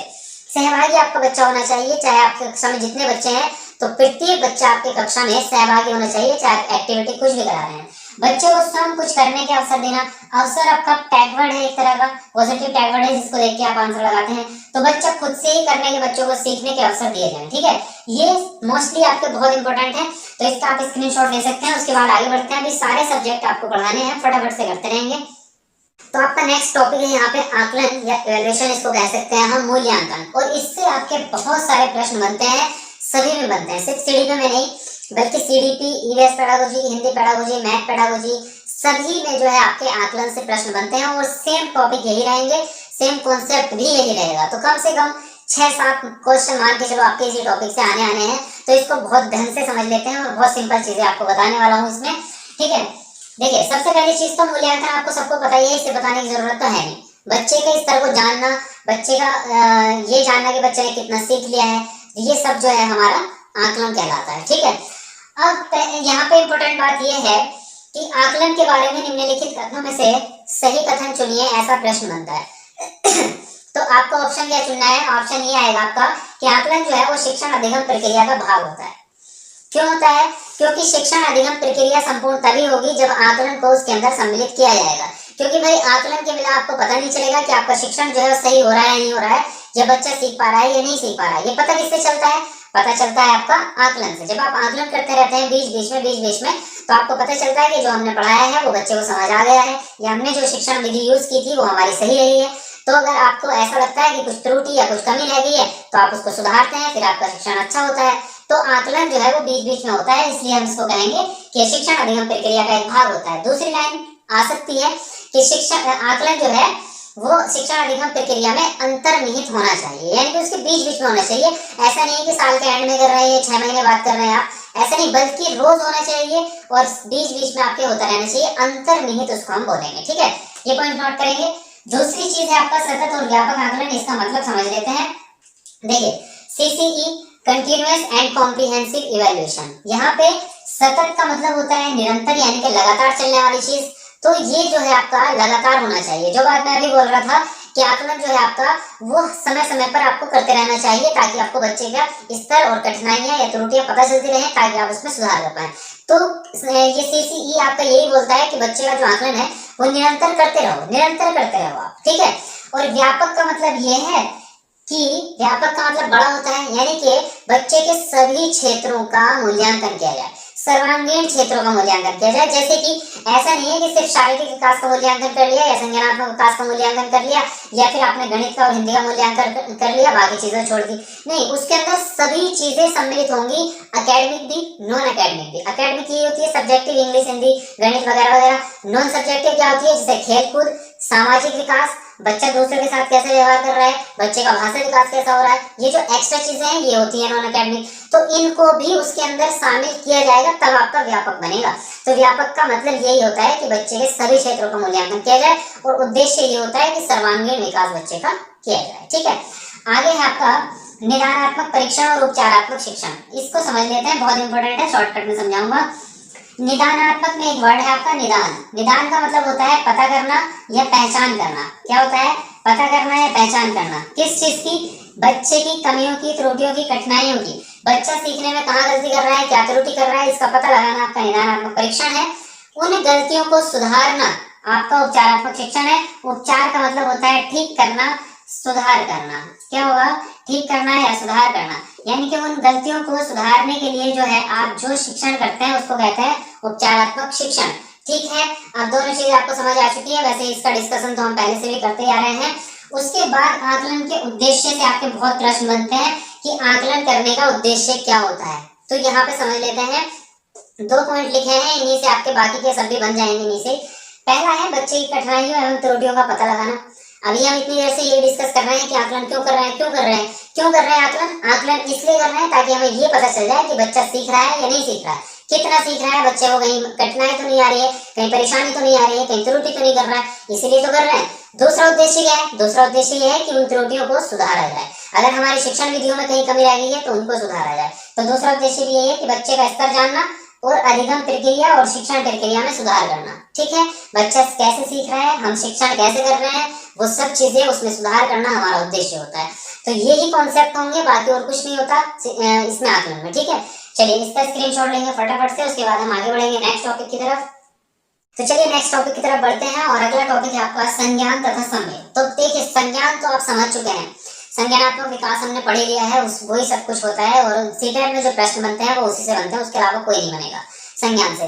दूसरी चीज है संवेग से प्रश्न बनता है। पहली चीज तो इन दोनों से एक प्रश्न बनता है और इसमें सिंपल सा याद रखने वाला फॉर्मूला ये है कि ये एक दूसरे से संबंधित है, ये एक दूसरे में सन्निहित है। क्यों है? क्योंकि ये एक दूसरे पर प्रभाव डालते हैं, ये भी याद रखेंगे, ये एक दूसरे पर प्रभाव डालते हैं। जैसे कि अगर मान लीजिए कोई व्यक्ति संवेगात्मक रूप से सही नहीं है, यानी कि इमोशनली डिस्टर्ब है, तो उसके जो है संवेग पर असर पड़ेगा। क्यों? क्योंकि अगर वो उसका मन ही ठीक नहीं है या वो चिंता में है, तो उसका संज्ञानात्मक विकास कैसे बढ़ेगा? उसका दिमाग काम नहीं करेगा, वो उसका जो है चीजों को सीखने में मन नहीं लगेगा, वो बच्चा जो है क्लास में ध्यान केंद्रित नहीं कर पाएगा। तो उससे क्या होगा? बच्चे का संज्ञानात्मक विकास पर उसका असर पड़ता है। इसलिए हम कहते हैं ये एक दूसरे से संबंधित है या सन्निहित है। नेक्स्ट आपका संवेग होता क्या है? संवेग जो है वो व्यक्ति की उत्तेजित अवस्था होती है, एक तरह से आप सब लोग जानते ही हैं। जैसे कि हमें दुख होता है या गुस्सा आता है तो हमारी जो है एक उत्तेजित अवस्था हमारे सामने देखने को मिल जाती है। तो इस कभी कभी ये भी पूछ लेता है कि निम्नलिखित में से कौन सा संवेग है। तो यहाँ पे जो है आपके सामने मैंने कुछ वर्ड लिखे हैं, जैसे कि दुख, डर, भय, घृणा, क्रोध, वात्सल्य, प्रेम, आमोद, भूख या आश्चर्य, ये सब क्या है? ये सब आपके संवेग के रूप हैं, ठीक है। उसके अलावा अगर हम नेक्स्ट टॉपिक की बात करें तो वो है आपका अभिप्रेरण, जिसको हम मोटिवेशन कहते हैं। तो मोटिवेशन एक ऐसा टॉपिक है जो कि समझने वाला है, ये आपके डेली लाइफ में काम आता ही है। तो इसमें कोई कठिन प्रश्न नहीं बनते, बहुत सिंपल प्रश्न बनते हैं, कॉन्सेप्ट को समझिए। प्रत्येक वह चीज जो आपको किसी भी कार्य को करने के लिए मजबूर करती है या प्रेरित करती है, उसे हम अभिप्रेरण कहते हैं। उसे हम क्या कहते हैं? मोटिवेशन या प्रेरण या प्रेरणा हम उसको कहते हैं। प्रेरणा ही एक ऐसी चीज है जो हमें किसी भी काम को करने के लिए मजबूर करती है। जैसे कि अगर आप ये वीडियो देख रहे हैं या आप जो है पढ़ाई कर रहे हैं, तो एक मोटिवेशन आपके अंदर है कि मुझे सीटेट को पास करना है, इसलिए आप जो है पढ़ाई कर रहे हैं। तो कोई भी चीज है जो आपको मोटिवेट करती है वही आपका प्रेरणा है, वही आपका अभिप्रेरण है। अब प्रेरणा जो है या अभिप्रेरण दो प्रकार के होंगे, एक होगा आंतरिक, एक होगा बाह्य। तो आंतरिक अभिप्रेरण वो होता है जिसकी वजह हमारे पास खुद होती है, यानी कि हमारे अंदर से खुद की वजह होती है कि हाँ मुझे जो है डॉक्टर बनना है तो मुझे डॉक्टर की पढ़ाई करनी है, या मुझे टीचर बनना है तो मुझे पढ़ाई करनी है। अब आपको कोई कहेगा नहीं, आपको कोई ये नहीं कह रहा कि भाई आप मैं आपको 10,000 रुपए दे रहा हूँ, आप ये पढ़ाई कर लो। तो वहां पे क्या है, उसका आपको बाह्य अभिप्रेरण की जरूरत नहीं है, आपको पता है मैं अपनी मर्जी से पढ़ रहा हूँ। तो जब हम अपनी मर्जी से कोई काम करते हैं या खुद से ही करना चाहते हैं तो उसको कहते हैं आंतरिक अभिप्रेरण, यानी कि वो हमारे अंतर्मन की आवाज है। अब बाह्य अभिप्रेरण क्या होगा? बाह्य अभिप्रेरण ये होगा कि बाहरी चीजों या दूसरों के द्वारा मिलने वाली प्रेरणा। जैसे कि आपको ये कहे कि भाई जो है तू जो दिल्ली जाके ये सामान लेके आ जा, मैं तेरे को 10,000 रुपए दूंगा, तो वो क्या है? आपको बाह्य प्रेरणा मिल रही है, यानी कि आपको पैसा मिल रहा है, दूसरे व्यक्ति से मिल रहा है, इसलिए आप वहां जा रहे हैं, वरना आपको कोई मतलब नहीं था वहां जाने का, ठीक है। कोई भी काम ऐसा जिसमें दूसरों की मर्जी से आपको हो, या आप कोई गेम खेलने जा रहे हैं, या आप कोई प्रतियोगिता आपको करनी है, जैसे कि मान लीजिए कोई कंपटीशन है, वहां पे आपको इनाम जीतना है, तो वो क्या हो जाएगा? वो बाह्य प्रेरणा है, आप पैसों के लिए कर रहे हैं, ठीक है। वो आपका अंतर्मन नहीं बोल रहा है, तो बाह्य प्रेरण वो होता है आपका। अब इन दोनों में प्रभावी कौन सा होगा? तो इन दोनों में आंतरिक प्रेरण सबसे ज्यादा प्रभावी होगा, सबसे ज्यादा इंपॉर्टेंट होगा। जब बच्चा खुद से ही किसी काम को करना चाहेगा, खुद से ही पढ़ाई करना चाहेगा, तो उसमें वो ज्यादा सीखेगा, ज्यादा मन भी लगेगा उसका, और ज्यादा दिनों तक भी उसको वो चीज याद रहेगी, ठीक है। वो सीखा हुआ भी आपका स्थायी रहेगा, ठीक है। अब बात करें पुनर्बलन की, क्योंकि वो भी इसी से रिलेटेड है। तो एक होता है आपका आंशिक पुनर्बलन, एक होता है सतत पुनर्बलन। पुनर्बलन वो होता है, जैसे कि मैं पुरस्कार की बात कर रहा था, कि आपको किसी भी काम करने के बदले या कुछ भी आप कर रहे हैं उसके बदले जो चीज मिलती है, चाहे वो आपकी वास्तविक चीज हो या आपकी कोई भावना हो, जैसे कि मान लीजिए या तो आपकी खुशी है या आपको कोई शाबाशी दे रहा है, तो वो भी पुनर्बलन है। अगर आपको कोई खाने की चीज दे रहे हैं बच्चों को, वो भी पुनर्बलन है। अगर कोई पैसे दे रहा है किसी काम को करने के, वो भी पुनर्बलन है। यानी कि कोई भी काम करने का जो हमें फल मिलता है उसको हम पुनर्बलन कह सकते हैं। एक तरह से रेनफोर्समेंट, यानी कि उस काम को करने के लिए प्रेशर दिया जा रहा है दूसरी चीजों से। तो दो प्रकार के होंगे, एक तो सतत, एक आंशिक। सतत का मतलब यह है कि आपको रेगुलर दे रहे हैं, बच्चे ने कोई भी एक्टिविटी की, आपने फौरन उसको कुछ दिया, बच्चे ने ये काम किया, आपने फौरन उसको दिया, बच्चे ने कोई इंग्लिश की किताब पढ़ के बताई तो आपने फिर से उसको कुछ इनाम दिया, तो वो हो गया सतत, बार बार देना। आंशिक का मतलब होता है कभी कभी देना। तो एक बात है, सतत पुनर्बलन अगर आप रेगुलर देंगे तो बच्चे का आंतरिक अभिप्रेरण खत्म हो जाएगा। क्या? आंतरिक अभिप्रेरण खत्म हो जाएगा, उसको आदत पड़ जाएगी कि मुझे कुछ मिलेगा तब मैं काम करूंगा। इसलिए सतत पुनर्बलन आपका प्रभावी नहीं होता, आंशिक पुनर्बलन आपका प्रभावी होता है, क्योंकि आंशिक पुनर्बलन में उसको जो है इंतजार रहता है कि यार मुझे इस काम को अच्छे काम करने पे ये चीज मिली थी या शाबाशी मिली थी, तो मैं अच्छे अच्छे काम करूं, तो वो जो है बहुत सारे अच्छे काम करेगा, तब जाके आप कहीं उसको एक बार दे रहे हैं तो वो ज्यादा काम करता है। ठीक है, तो ये चीज आपको कई बार सेंटेंस में देखने को मिलेगी ऑप्शन में कि आंशिक पुनर्बलन जो है वो सतत पुनर्बलन से ज्यादा प्रभावी। ठीक है, आई थिंक समझ गए होंगे। चलिए इसका स्क्रीनशॉट लेंगे फटाफट से। चलिए आगे बढ़ते हैं, और एक बहुत ही इंपॉर्टेंट टॉपिक आपके सामने है और बहुत ही इंटरेस्टेड भी है, अपसारी चिंतन, अभिसारी चिंतन। इससे प्रश्न भी आपके बहुत बार बनते हैं।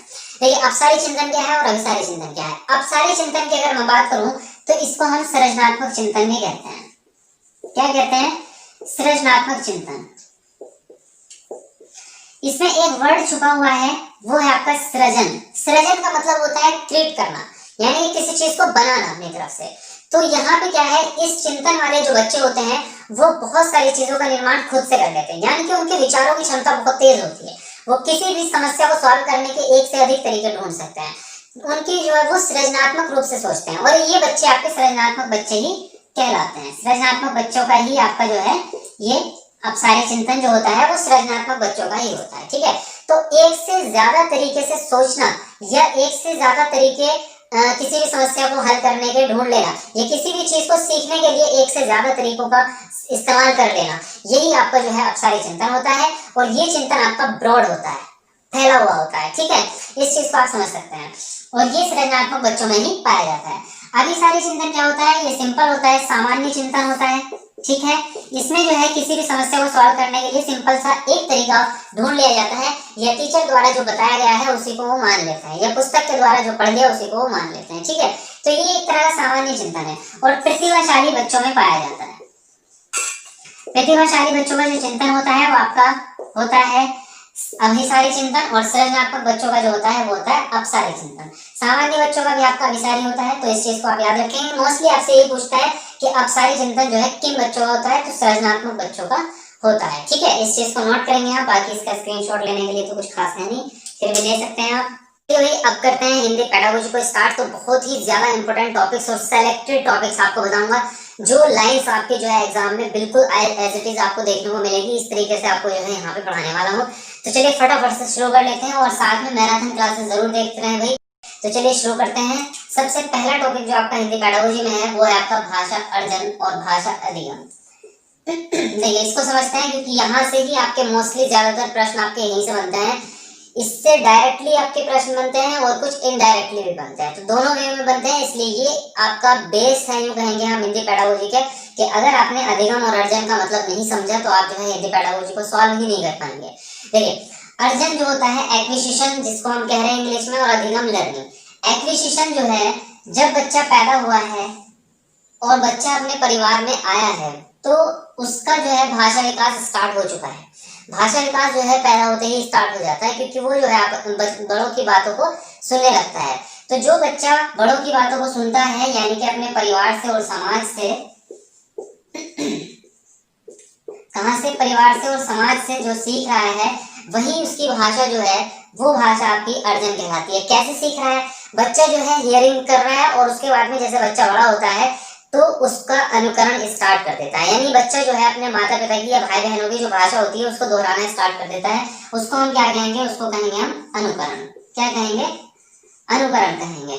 बच्चे को यहाँ पर जो है कोई प्रयास करने की जरूरत नहीं पड़ती है, बच्चा जो है ऑटोमेटिकली अब इस भाषा को सीखने लगता है। इसलिए हम इसको कहते हैं कि ये आपकी सहज और स्वाभाविक होती है। जो आपकी भाषा अर्जन होती है वो आपका सहज और स्वाभाविक होता है।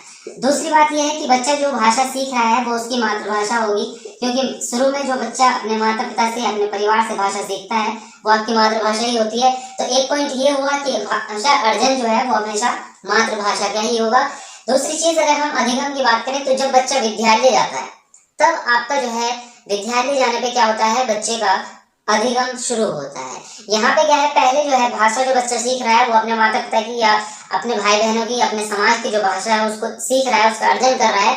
वहां पे व्याकरणिक रूप से नहीं सीखता, वहां पे बच्चा एज इट इज सीखता है जैसे उसके समाज में बोली जाती है। लेकिन अधिगम में क्या होता है, वहां पे मानक भाषा शुरू हो जाती है। पहली चीज तो यह है कि ये विद्यालय जाने पे स्टार्ट हो रही है। विद्यालय जाने पर आपका अधिगम स्टार्ट होता है, ठीक है। ये आपका विद्यालय जाने से पहले होता है, जो आपका विद्यालय से पहले होगा अर्जन। इसमें क्या है, इसमें आपके व्याकरणिक रूप होते हैं। इसका मतलब आपका ये या तो मानक भाषा का आपका अधिगम होगा या फिर आपका द्वितीय भाषा का होगा। मानक भाषा का मतलब यह है कि जो भाषा आपकी मातृभाषा है, जब आप उसको शुद्ध रूप में सीखते हैं या उसका व्याकरणिक रूप सीखते हैं, उसको शुद्ध नियम के अकॉर्डिंग सीखते हैं, तब उसको मानक भाषा कहा जाता है। तो अगर आपकी हिंदी भाषा ही मातृभाषा है, जब आप उसका व्याकरणिक रूप सीखेंगे स्कूल में जाकर, तो आपका जो है वही मानक भाषा कहलाएगी। और द्वितीय भाषा आपकी कोई भी हो सकती है, हिंदी के अलावा जो हम बात कर रहे हैं, जैसे कि इंग्लिश है, उर्दू है, संस्कृत, पंजाबी वगैरह, जो भी आपकी सेकेंड लैंग्वेज हो सकती है, ठीक है। दूसरी बात यह है कि यहाँ पे आपको बच्चे को प्रयास करना पड़ता है। तो ये जो है आपका प्रयास पूर्ण होता है, जो आपका अधिगम होता है, क्योंकि यहाँ पे बच्चों को नियम भी याद करने पड़ेंगे, व्याकरण भी याद करनी पड़ेगी, बहुत सारी चीजें इसको सीखनी पड़ेंगी, इसलिए उसको प्रयास करना वहाँ पे पड़ता है।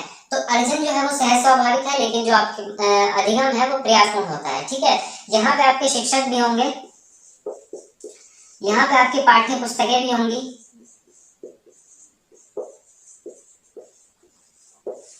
लेकिन यहाँ पर आपका कोई पाठ्य पुस्तक नहीं होता, कोई भी चीजें नहीं होती। ये आपका भाषा अर्जन जो है वो अनौपचारिक होता है, इनफॉर्मल होता है, क्योंकि यहाँ पर जो है आपको कोई भी टीचर पढ़ा नहीं रहा है, कोई कायदा कानून नहीं होता और कोई जो है टाइम टेबल आपका नहीं होता। लेकिन भाषा अधिगम क्या होता है, औपचारिक होता है, क्योंकि यहाँ पे सारी चीजें हैं, ठीक है। तो आई थिंक आप इस चीज को समझ गए होंगे। सबसे मेन इंपॉर्टेंट जो यहाँ पे रोल प्ले करता है, वो बात समझने वाली ये है कि भाषा अर्जन जो है वो विद्यालय जाने से पहले हो रहा है और अधिगम जो है वो विद्यालय जाने के बाद हो रहा है, ठीक है। अगर कोई बच्चा विद्यालय जाए ही नहीं, ठीक है, अगर कोई बच्चा या किसी व्यक्ति को तालीम या शिक्षा जो है मिले ही ना, तो उसका भाषा अर्जन तो जरूर होगा, भाषा अधिगम उसका नहीं होगा। ये चीज भी यहाँ पे इंपॉर्टेंट है, ठीक है। चलिए इसका स्क्रीनशॉट लेंगे फटाफट से, उसके बाद हम आगे बढ़ेंगे। चलिए तो नेक्स्ट टॉपिक है यहाँ पे आपका भाषा कौशल, जिसको हम कहते हैं लैंग्वेज स्किल्स। और इससे भी आपके कम से कम 3 या 2 नंबर आपके कम से कम 2 है, ज्यादा से ज्यादा 3 नंबर इससे मान के चलो कि इसी टॉपिक से आने हैं। और जो पॉइंट यहाँ पे मैंने लिखे हैं, यही पॉइंट आपको देखने को मिलेंगे, इनके अलावा नहीं आ सकता। जो पॉइंट सामने आपके लिख दिए हैं, इन्हीं के अंदर से आपको जो है ऑप्शन देखने को मिलेगा। तो चलिए कर लेते हैं। इसके आगे अभी बहुत सारी चीजें, EVS pedagogy, math pedagogy, EVS की एनसीईआरटी भी मैं आपको बताऊंगा, मैथ के न्यूमेरिकल, बहुत सारी चीजें भी आपको बतानी है। मतलब यूं समझ लीजिए, जो आपसे वादा किया है वो कंप्लीटली इस वीडियो के अंदर आपको मिलेगा, पूरा निचोड़ जबरदस्त तरीके से मिलने वाला है। ये एक वीडियो आपका जो है कल्याण कर देगी।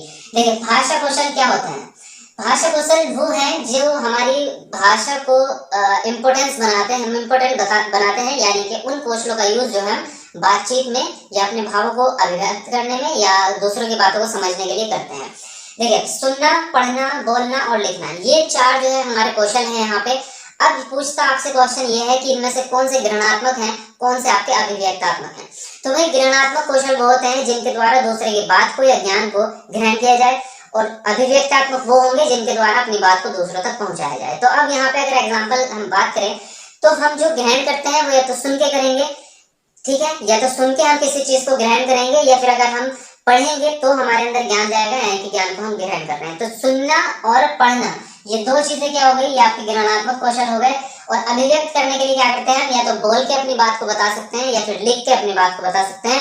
तो लिखना और बोलना जो है यहाँ पे क्या हो गया, आपका अभिव्यक्तात्मक कौशल आपके हो जाएंगे, ठीक है।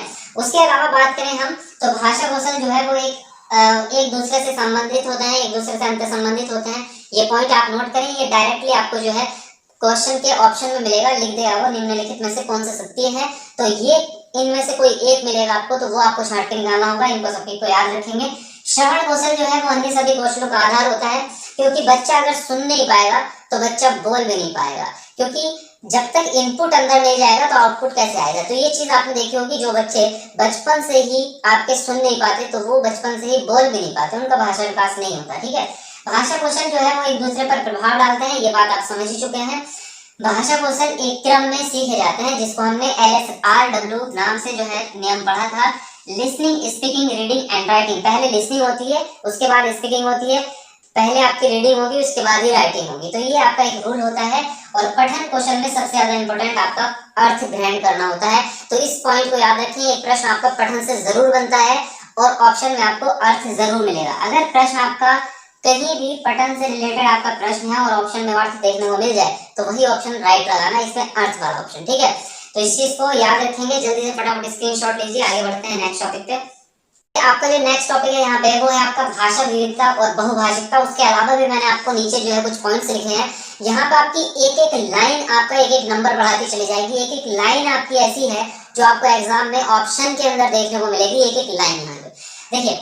बहुभाषिकता के बारे में जो है आपको सिर्फ 3 लाइनें बताऊंगा और उन 3 लाइनों को अगर आपने याद रख लिया तो आपका बहुभाषिकता से रिलेटेड प्रश्न आपका गारंटी देता हूँ गलत हो ही नहीं सकता।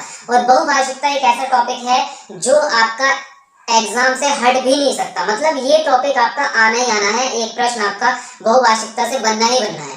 बहुभाषिकता का मतलब क्या होता है कि जो आपकी क्लास में बच्चे हैं वो अलग अलग पृष्ठभूमि से आते हैं, उनकी मातृभाषाएं जो है वो सबकी अलग अलग होती है, इसलिए हम उसको कहते हैं भाषा विविधता या बहुभाषिकता।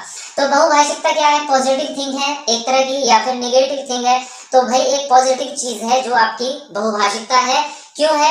क्योंकि ये संसाधन के रूप में काम करती है। एक तो ये है कि सभी बच्चों को एक दूसरे से नए नए वर्ड, नए नए शब्दावली सीखने को मिलती है। दूसरी चीज ये है कि आप जो बच्चे की मातृभाषा होती है उसका उपयोग करके आप बच्चों को ज्ञान दे सकते हैं बहुत अच्छे तरीके से, क्योंकि बच्चा अपनी मातृभाषा में अच्छे तरीके से समझता है। तो इसलिए आपके लिए एक संसाधन का काम करती है जो बच्चे की मातृभाषा होती है। इसलिए हमेशा बच्चे की मातृभाषा को और बच्चे के अनुभवों को कक्षा में भूमिका दी जाए, महत्व दिया जाए। ये पॉइंट भी इम्पोर्टेंट है।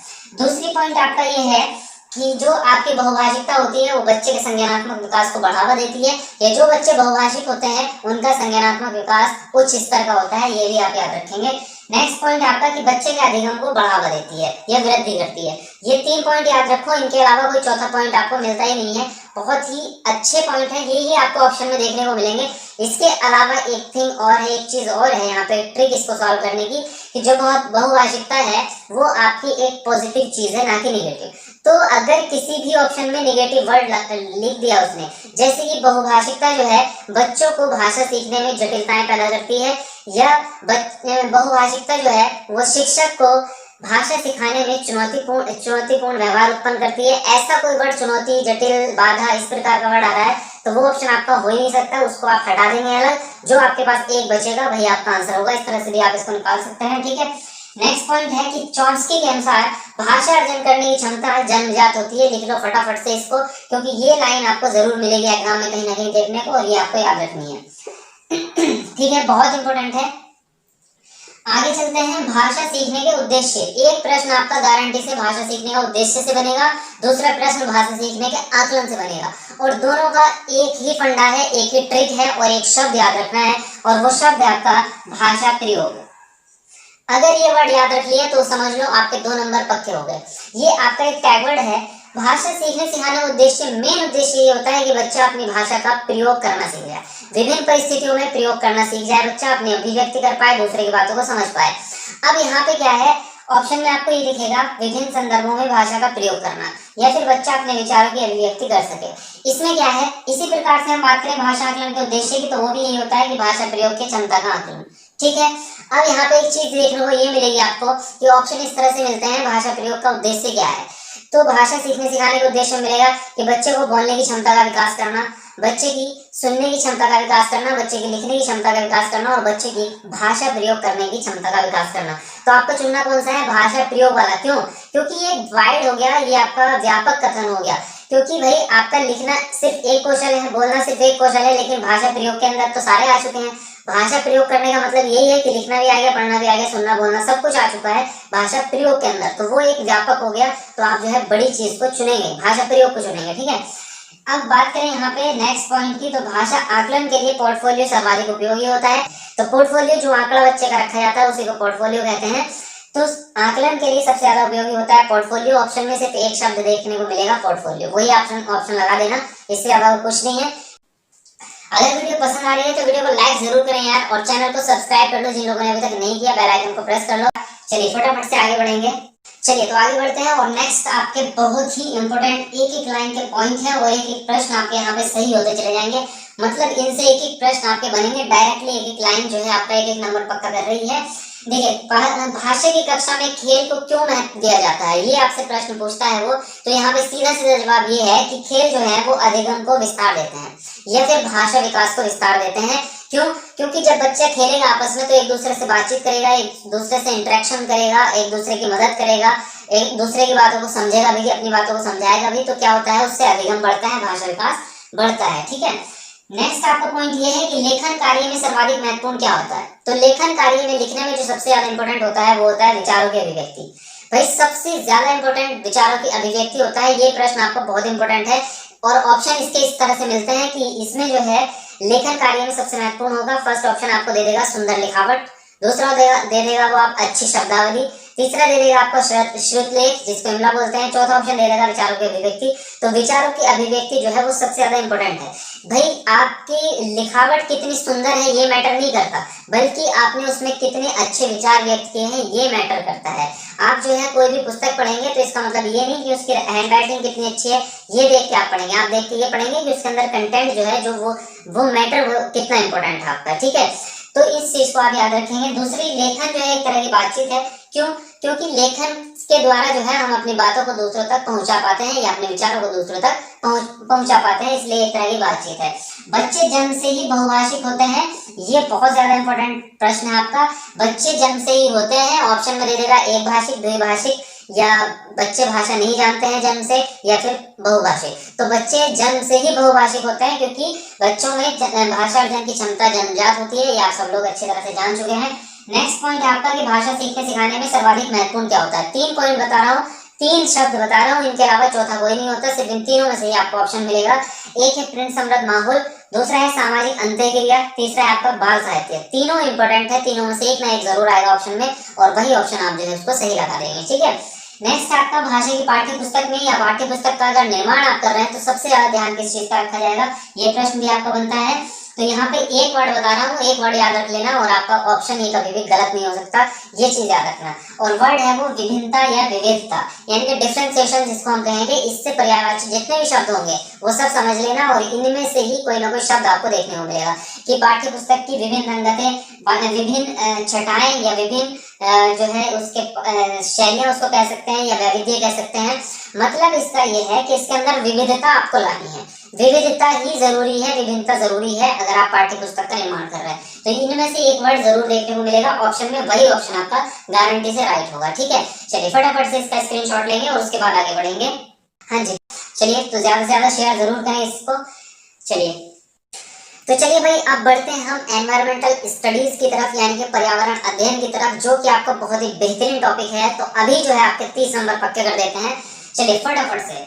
तो देखिए इसमें मैं आपको बहुत ही ज्यादा इंपॉर्टेंट बातें बताने जा रहा हूँ। अगर हम पहले कर रहे हैं हम ईवीएस पेडागोजी, तो पेडागोजी में क्या है, एक्चुअली पेडागोजी जो है वो आपकी एक ऐसी चीज है जिसमें अगर कुछ पॉइंट्स आपने याद रख लिए तो आप 15 के 15 नंबर सॉल्व कर सकते हैं। इसके अंदर कुछ ऐसे टॉपिक्स नहीं है, जैसे अगर हम बात करें सीडीपी की तो उसमें बहुत सारे टॉपिक्स हैं अलग अलग, और आपकी हिंदी पेडागोजी है उसमें अलग अलग टॉपिक हैं, बहुभाषिकता अलग टॉपिक हो गया आपका, अर्जन भाषा अर्जन अलग टॉपिक हो गया आपका।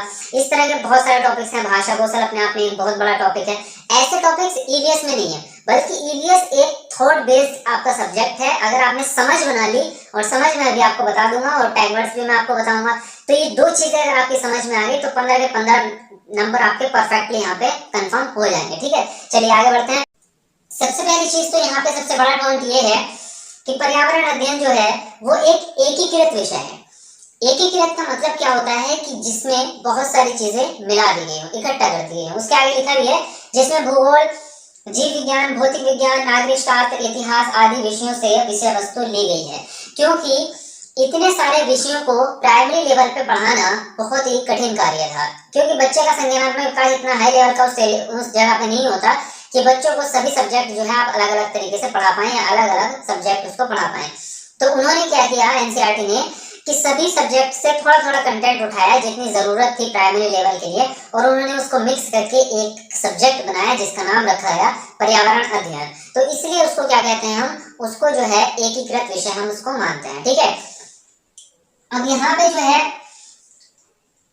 एक पॉइंट आपका जो है नोट करने वाला ये है कि पर्यावरण अध्ययन जो है वो अपने नाम में ही अपने आप को समाहित किए हुए है। पर्यावरण का मतलब आप सब लोगों को पता ही है क्या होता है। पर्यावरण वो होता है जो हमारे चारों तरफ है, और जो हमारे चारों तरफ है, हमारी कम्युनिटी, हमारा पेड़ पौधे, हमारे आसपास की चीजें, वो सब चीजें, तो उनका अध्ययन करना ही पर्यावरण अध्ययन है। तो अपने आसपास की जो चीजें हैं और जो कम्युनिटी है वो आपका बहुत बड़ी महत्व रखती है। चलिए अब मैं आपको बताता हूँ कि पेडागोजी सॉल्व करने के लिए कौन कौन सी महत्वपूर्ण बातें ध्यान रखनी है, कौन कौन सी ट्रिक्स आपको याद रखनी है। ठीक है, सबसे मेन चीज आपको याद रखनी होगी कि पाठ्य पुस्तकीय ज्ञान को, पाठ्य वस्तु को बाहरी दुनिया से जोड़ना। जिस ऑप्शन में ये देखने को मिल जाए बाहरी दुनिया से जोड़ना, आंख बंद के आंसर राइट लगा देना, आंख बंद करके 100% आंसर आपका सही जाएगा। बाहरी दुनिया से जोड़ना, क्योंकि पर्यावरण का मतलब ही यही है कि आप जो है अपने स्टूडेंट्स के जो ज्ञान है, जो नॉलेज है, उसको पर्यावरण में सिखाओ, यानी कि बाहरी दुनिया से, वास्तविक दुनिया से उसको जोड़ो। नेक्स्ट पॉइंट की अगर मैं बात करूं तो गतिविधियां एवं क्रियाकलाप का अधिक से अधिक प्रयोग किया जाए। क्यों? क्योंकि आपका जो पर्यावरण है वो एक प्रैक्टिकल बेस्ड सब्जेक्ट है। याद करो, इसको नोट करो बिल्कुल फटाफट से कि प्रैक्टिकल बेस्ड सब्जेक्ट है, इसलिए उसमें ज्यादा से ज्यादा करके सीखना आएगा। बच्चों से करवाओ, जितना प्रैक्टिकल करा सकते हो, जितनी गतिविधियां करा सकते हो। थ्योरेटिकल का तो मतलब ही नहीं बनता, व्याख्या का मतलब नहीं बनता। व्याख्या वर्ड को अगर आ जाए कहीं भी, ये निगेटिव टैग वर्ड है, व्याख्या का मतलब ही नहीं बनता। सारा प्रैक्टिकल बेस्ड होना चाहिए आपका पर्यावरण। दूसरा है बच्चा आपका सक्रिय होना चाहिए, बच्चा आपका एक्टिव होना चाहिए। मैं कहता हूँ 15 अगर प्रश्न आते हैं ना, तो उनमें से 10 पे ट्रिक काम करेगी। 15 में से 10 पे ये ट्रिक काम करेगी कि बच्चा आपका एक्टिव है या नहीं है। जिस ऑप्शन को देख के ये लग जाए कि बच्चा एक्टिव है, उस ऑप्शन को आंख बंद करके सही लगा देना। पर्यावरण अध्ययन बहुत बड़ी चीज नहीं है, इसकी पेडागोजी बहुत ही छोटी चीज पे बेस्ड है, और वो यही है कि बच्चा आपका एक्टिव होना चाहिए। ठीक है, नेक्स्ट आपका है कि क्षेत्र भ्रमण का उद्देश्य। तो क्षेत्र भ्रमण का उद्देश्य जो होता है वो है ज्ञान को बाहरी दुनिया से जोड़ना और बच्चों को वास्तविक जानकारी उपलब्ध कराना, यानी कि कम्युनिटी में ले जाके रियल नॉलेज आप उनको दे रहे हैं, ये आपका यहाँ पे उद्देश्य होता है। नेक्स्ट आपका बच्चों को समूह परियोजना दी जाए। ये भी किस पे डिपेंड है? सक्रिय होने पे। भाई बच्चों को समूह परियोजना क्यों दे रहे हैं? ताकि बच्चे जो है एक दूसरे के साथ काम करें, पर्यावरणिक चीजें सीखें और बच्चा एक्टिव रहे, करके सीख रहा है। जो आपका इससे नेक्स्ट पॉइंट है वो भी आपका एक ऐसा पॉइंट है जिसपे आपका पूरी की पूरी पर्यावरण अध्ययन की पेडागोजी डिपेंड है कि बच्चे की पूर्ण सहभागिता हो। क्या बोल दिया? बच्चे की पूर्ण सहभागिता हो। अगर ये तीन चीजें, दो ही हो गई, एक है आपका प्रयोग, जिसको हमने कहा कौन से ऑप्शन में कवर किया है, गतिविधियां और क्रियाकलाप। ये तीन चीजें ऐसी हैं, अगर ये तीन पॉइंट आपने याद रखे तो आपकी 15 में से 15 क्वेश्चन आपके सही होंगे। एक चीज, बच्चा आपका सक्रिय हो। दूसरा, बच्चा संपूर्ण सहभागी हो। बच्चों से ही एक्टिविटी कराओ। जिस ऑप्शन में आपको ये लग रहा है ना कि बच्चा सम्मिलित है, बच्चा कुछ कर रहा है, जैसे कि एक प्रश्न आता है सिंपल सा कि बच्चों को जो है बीज अंकुरण की अवधारणा पढ़ानी है, तो सबसे बढ़िया विधि कौन सी होगी? ये प्रश्न आता है सिंपल सा। उसमें एक प्रश्न देता है वो, उसमें ऑप्शन देगा बच्चों को बीज अंकुरण पर वीडियो फिल्म दिखाना, बच्चों को जो है वृक्ष चित्र दिखाना, या बच्चों से जो है बच्चों को बोर्ड पर लिखकर जो है समझाना। और उसमें एक ऑप्शन ये होता है कि बच्चों से बीज बोने के लिए कहना और बीज अंकुरण के चरणों का अवलोकन करने के लिए कहना और उस पौधे की देखभाल करने के लिए कहना। तो भाई उसमें क्या है, उसमें बच्चे ने खुद से काम किया है और बच्चा खुद से बीज बो रहा है, यानी कि बच्चा एक्टिव है, सहभागी है। बच्चा खुद से उसके चरणों का अवलोकन कर रहा है, वास्तविक ज्ञान मिल रहा है, सीधी बात है। तो जहां पे आपको जिस ऑप्शन को देख के ये लग जाए कि हाँ इसमें बच्चा काम कर रहा है, बच्चा सहभागी है, वो ऑप्शन आप आंख बंद करके लगा देना। ईवीएस का यही रोल है आपका। इससे ज्यादा पढ़ने की जरूरत नहीं है, रट्टा मारने की जरूरत नहीं है। इनको सब जल्दी से स्क्रीनशॉट लो। कुछ और पॉइंट है ऐसे ही इंपॉर्टेंट, वो आपको बताता हूँ। तो आपके नेक्स्ट पॉइंट है यहाँ पर कि आपका गृह कार्य या दत्त कार्य देने का उद्देश्य अधिगम विस्तार होता है। ये पॉइंट आपका सिंपल से क्वेश्चन बनता है कि अधिगम दत्त कार्य या गृह कार्य बच्चों को क्यों दिए जाते हैं, तो उसका मेन उद्देश्य होता है आपका अधिगम विस्तार करना। सिंपल से याद रखें। दूसरा है आपका कि प्रश्न पूछना बच्चे के चिंतन कौशल एवं कल्पना कौशल को बढ़ाता है। ये प्रश्न आपका बहुत बार बनता है कि एक अध्यापिका है, वह बच्चे से प्रश्न पूछती है किसी भी प्रकार के, गहन अध्ययन परक प्रश्न पूछती है, गहन चिंतन वाले प्रश्न पूछती है कि अगर हवा में पानी में हवा है तो उससे क्या होगा, या आपके जो है आपके गांव में 1 महीने के लिए बिजली ना आए तो क्या होगा। तो इस प्रकार के जो प्रश्न आते हैं वो आपके चिंतन कौशल और कल्पना कौशल को बढ़ाते हैं। ये ऑप्शन में दिया होता है। इसमें एक चीज और याद रखनी है, यदि और तो वाले प्रश्न आते हैं आपके, यदि और तो वाले प्रश्न। तो ये प्रश्न कैसे बनते हैं, यदि धरती से पेट्रोल खत्म हो जाए तो क्या होगा, यदि सभी प्रकार के वाहन जो है एक हफ्ते के लिए बंद कर दिए जाए तो क्या होगा। तो यदि और तो वाले प्रश्न जो होते हैं ये आपके कल्पना परक और चिंतन परक क्वेश्चनों का विकास करते हैं, ये चीज आप याद रखेंगे, ठीक है। नेक्स्ट पॉइंट है कि प्राथमिक स्तर पर किस्से कहानियां बच्चों की रुचि बढ़ाने का एक उत्तम साधन है। सिंपल सी बात है, इसमें कोई बड़ी बात नहीं है। नेक्स्ट पॉइंट ये है कि कक्षा 1 और कक्षा 2 में पर्यावरण अध्ययन को भाषा और गणित के माध्यम से पढ़ाया जाता है। प्रश्न आपका ये पूछता है कि आपका ईवीएस एनसीईआरटी जो है वो कक्षा 3 से 5 तक ही क्यों है, कक्षा 1 से शुरू क्यों नहीं किया गया। ये आप सब लोग जानते हैं कि ईवीएस जो है वो आपका कक्षा 3 से स्टार्ट होता है, तो उसको फर्स्ट क्लास से क्यों नहीं स्टार्ट किया गया। उसका कारण ये है कि कक्षा 1 और 2 में पर्यावरण अध्ययन को भाषा और गणित के माध्यम से पढ़ाया जाता है, या संदर्भ इसको ये भी कह सकते हैं संदर्भगत स्थितियों का निर्माण किया जाता है एक प्रकार से, तो ये भी कह सकते हैं, ठीक है। अगला पॉइंट है आपका पर्यावरण अध्ययन बाल केंद्रित होता है, ये इसमें कोई बड़ी बात नहीं है, ये तो आप सबको पता ही है, ठीक है। तो आपकी ईवीएस पेडागोजी, इसको ध्यान में रख के अगर आप सॉल्व करेंगे तो मैराथन क्लास को अभी फटाफट जाके अभी सॉल्व करना, तो आपके जो है मैं कहता हूँ 100 में से 99 आपके सही होंगे। तो ये बहुत ही जबरदस्त फॉर्मूले हैं, ये पॉइंट्स याद रखो। और अब बचा आपका एनसीईआरटी वाला कंटेंट। देखो तो एनसीईआरटी वाला कंटेंट अगर इस वीडियो में हम समाहित करेंगे तो ये वीडियो जो है 1.5-2 घंटे लंबी और हो जाएगी। चलिए ये हो चुका आपका कवर, इसका स्क्रीनशॉट लीजिए। उसके बाद हम बढ़ते हैं मैथमेटिक्स की तरफ, आगे मैथ का कंटेंट और पेडागोजी देखते हैं, ठीक है। स्क्रीनशॉट लीजिए फटाफट से। चलिए तो अब बढ़ते हैं हम गणित पेडागोजी की तरफ। तो यहाँ पे भी कुछ मुख्य बिंदु मैंने लिखे हैं आपके लिए, तो इनका आपको ध्यान रखना है मैथ पेडागोजी को सॉल्व करते हुए। तो आपके मोस्टली आपके क्वेश्चन राइट होंगे, उसके बाद में मैं आपको कुछ शिक्षण विधियां बताऊंगा गणित की जो पूछी जाती है और 1-2 सिद्धांत वगैरह, ठीक है। तो चलिए इनको करते हैं। तो सबसे पहली बात तो आपको ये याद रखनी है कि गणित जो है वो एक तार्किक विषय है। अगर डायरेक्टली कई बार प्रश्न आ जाता है या ऑप्शन में आपको देखने को मिलता है, तो अगर प्रश्न आपको बिल्कुल समझ नहीं आ रहा है कुछ चीजें, तो वहां पे मोस्टली अगर आपको तार्किक शब्द मिल रहा है या तर्कना, तो आप उस ऑप्शन को चुन सकते हैं कठिन अवस्थाओं में कि यहाँ पे भाई मुझे वो समझ नहीं आ रहा। तो अगर गणित के बारे में है तो तार्किक वगैरह जहाँ पे भी होंगे वो आपका ऑप्शन आपको राइट मिलेगा। दूसरी बात ये है कि गणितीय प्रक्रिया की तर्क संगतता देने की क्षमता जो है वो गणितीय तर्कणा की सूचक है, ये आप मोस्टली लाइन को याद करेंगे। तीसरी पॉइंट है आपका गणित शिक्षण रचनावाद पर आधारित होना चाहिए। अब रचनावाद क्या है, रचनावाद जो है उसी पे एनसीईआरटी भी आधारित है आपका। तो रचनावाद ये कहता है कि आप बच्चे को ज्यादा से ज्यादा व्यवहारिक एक्टिविटीज कराएं, यानी कि प्रैक्टिकल कराएं, करके सीखना जिसको हम कहते हैं कि बच्चों द्वारा करके सीखना जो है वो सबसे ज्यादा महत्वपूर्ण होता है।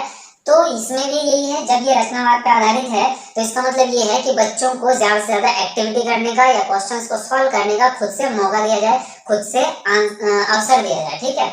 नेक्स्ट आपका पॉइंट ये लिखा हुआ है, सीधी बात इसी का एक्सप्लेनेशन है, बच्चों को खुद से करके सीखने का अवसर दिए जाए, जो मैं बता ही चुका हूँ। नेक्स्ट पॉइंट है आपका गणित का अध्ययन बच्चों की अपनी शक्ति का चिंतन, तर्क शक्ति, मानसिक क्रियाओं आदि का विकास करता है। तो ये सब आपको पता है, जितनी भी मेंटल एबिलिटीज हैं जैसे कि तर्क शक्ति, सोचने की शक्ति, विचार करने की शक्ति, शब्दावली, आत्मविश्वास, दृढ़ता, ये सब का विकास होता है गणित के अध्ययन से, ठीक है। और गणित जो है वो विज्ञान विषयों का आधार विषय है, क्योंकि भाई गणित के बिना विज्ञान का कोई मतलब नहीं रह जाता, क्योंकि विज्ञान में जितनी भी आपकी अवधारणाएं बनेंगी वो सारी कैलकुलेशन पे और गणित पर आधारित होंगी। भाई विज्ञान ने पता लगाया है कि धरती से सूरज तक की दूरी कितनी है, लेकिन किसके आधार पे, नापा कैसे, गणित के आधार पे ना। लेकिन जो भी चीजें मतलब गणित के अंदर बहुत सारी जितनी भी चीजों की आप बात करोगे विज्ञान की, जैसे कि विज्ञान की अगर हम बात करें, विज्ञान ने कंप्यूटर बनाया, लेकिन क्या कंप्यूटर को बनाने के लिए गणित की जरूरत नहीं थी? बिल्कुल थी। तो गणित से मतलब विज्ञान से पहले गणित आता है आपका, विज्ञान की शुरुआत ही तभी होगी जब आपके पास गणित होगा, ठीक है। तो चलिए इसका स्क्रीनशॉट लेंगे, कुछ पॉइंट आगे बढ़ते हैं। तो आगे आपके पॉइंट है यहाँ पर बच्चों को स्वयं उनके उत्तर की जांच करने के लिए प्रोत्साहित करना चाहिए। यहाँ पे प्रोत्साहित वर्ड जो है वो एक बहुत ही पॉजिटिव चीज है, गणित में बहुत बार यूज होता है आपका प्रोत्साहित वर्ड। तो प्रोत्साहित जो है वो एक पॉजिटिव टाइप वर्ड है, बस ध्यान ये रखना है कि कहीं भी सेंटेंस में निगेटिव वर्ड ना दिया हो कि नहीं, मतलब नहीं दे दिया हो कि नहीं प्रोत्साहित करना और आप सिर्फ प्रोत्साहित को देख के सही आंसर लगा दो, तो ठीक है। नेक्स्ट पॉइंट है आपका बच्चों को गणना करने तथा अभ्यास करने के अधिक से अधिक अवसर देने चाहिए, ठीक है। इतनी बात हुई, उसके बाद आप आगे बढ़ेंगे तो शिक्षण विधियों की बात कर लेते हैं। यहाँ पे ये बहुत ज्यादा इंपॉर्टेंट होती है गणित में। पहली विधि है आपकी आगमन विधि, निगमन विधि, विश्लेषण और संश्लेषण। तो देखिए इसमें जो है कई बार इस तरह से पूछता है कि मान लीजिए उदाहरण से नियम की ओर जो है आप कौन सी विधि में जाएंगे, या ज्ञात से अज्ञात की ओर जा रहे हैं तो कौन सी विधि में जाएंगे, इस चीज का आपको पता होना चाहिए। ठीक है, देखिए आगमन विधि का मतलब क्या है। आगमन विधि जो है वो उदाहरण से नियम की ओर चलती है। इसमें क्या होता है, पहले बच्चों को उदाहरण दिए जाते हैं, पहले उदाहरण सॉल्व कराए जाएंगे बहुत सारे किसी भी टॉपिक के ऊपर। उसको सॉल्व करते करते बच्चे को समझ बन जाती है कि ये उदाहरण जो है किस बेस पे सॉल्व हो रहे हैं, और जब उसको लगता है किसी भी एक फॉर्मूला उसको कह सकते हैं, मतलब एक तरीका उसको हम कहेंगे कि एक ही तरीके से जो है उसने 5 6 या 4 5 क्वेश्चन को सॉल्व कर लिया, तो वो उसको नियम बना लेता है फिर बाद में कि हाँ ये तरीका जो है ये बिल्कुल इसमें फॉलो हो रहा है, तो इसको मैं नियम बना लेता हूँ। तो इसमें नियम बाद में बनते हैं। तो ये उदाहरण से नियम की ओर चलती है। जो निगमन है वो उसकी सीधी उल्टी होती है। इसमें पहले नियम बता दिए जाते हैं बच्चों को, नियम याद कर लेता है बच्चा और उसका नियम का इस्तेमाल करते हुए आगे के प्रश्नों को सॉल्व करता है। तो ये चलती है नियम से उदाहरण की ओर। तो दोनों एक दूसरे से अपोजिट है। ये विशेष से सामान्य की ओर चलती है, वो सामान्य से विशिष्ट की ओर। ये स्थूल से सूक्ष्म की ओर जाएगी, तो वो सूक्ष्म से स्थूल की ओर। ये आपकी मनोवैज्ञानिक विधि है, क्योंकि इसमें बच्चा करके सीख रहा है, इसमें बच्चा खुद से ढूंढ रहा है नियमों को, खुद से सॉल्व कर रहा है। तो ये मनोवैज्ञानिक विधि है, क्योंकि इसमें मानसिक क्रियाएं ज्यादा हो रही हैं और बच्चे को ये ज्यादा दिनों तक याद रहेगा, इसका जो ज्ञान होगा वो स्थायी होगा। ये अमनोवैज्ञानिक है, क्योंकि ये रटने पे डिपेंड है। इसमें फॉर्मूले रटने पड़ेंगे पहले बच्चों को, तब जाके आगे की प्रोसीजर को करेगा, इसलिए इसको अमनोवैज्ञानिक माना जाता है। ठीक है, चलिए अब बात करें अगर विश्लेषण और संश्लेषण की।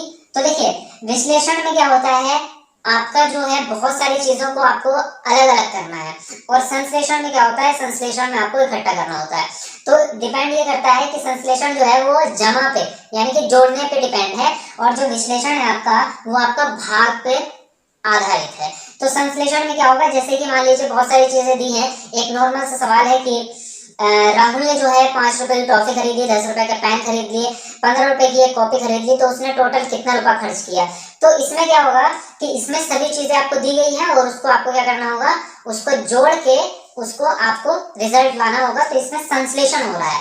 अब इसमें क्या है, इसमें आपको हमेशा घटाना होगा या फिर आपको जो है भाग करनी होगी। जैसे कि एक दूधिया जो है वो एक हफ्ते में 1400 लीटर दूध बेचता है, तो एक दिन में कितना बेच रहा है, तो आपको जो है एक दिन का निकालने के लिए उसको 7 दिनों में बांटना पड़ेगा, यानी कि आप उसको तोड़ रहे हैं अलग अलग हिस्सों में, तो उसका विश्लेषण आप कर रहे हैं। ठीक है, तो यहाँ पे अगर हम बात करें तो यहाँ पे आपका हो जाएगा कि विश्लेषण में जो है आप अज्ञात से ज्ञात की तरफ जा रहे हैं, अज्ञात से ज्ञात की तरफ, और इसमें जो है आप ज्ञात से अज्ञात की तरफ जा रहे हैं। ठीक है, क्योंकि इसमें क्या था, इसमें आपको बहुत सारी चीजें दी गई थी, ज्ञात था आपको और आपको अज्ञात रिजल्ट आपको निकालना था। लेकिन इसमें क्या है, इसमें आपको अज्ञात था और आपको ज्ञात चीज जो है वो चीज जो है उसको ज्ञात करना था। तो इस चीज को भी आप याद रखेंगे, कई बार पूछ लेता है। ठीक है, चलिए आप इसका स्क्रीनशॉट ले लीजिए, उसके बाद आगे बढ़ते हैं।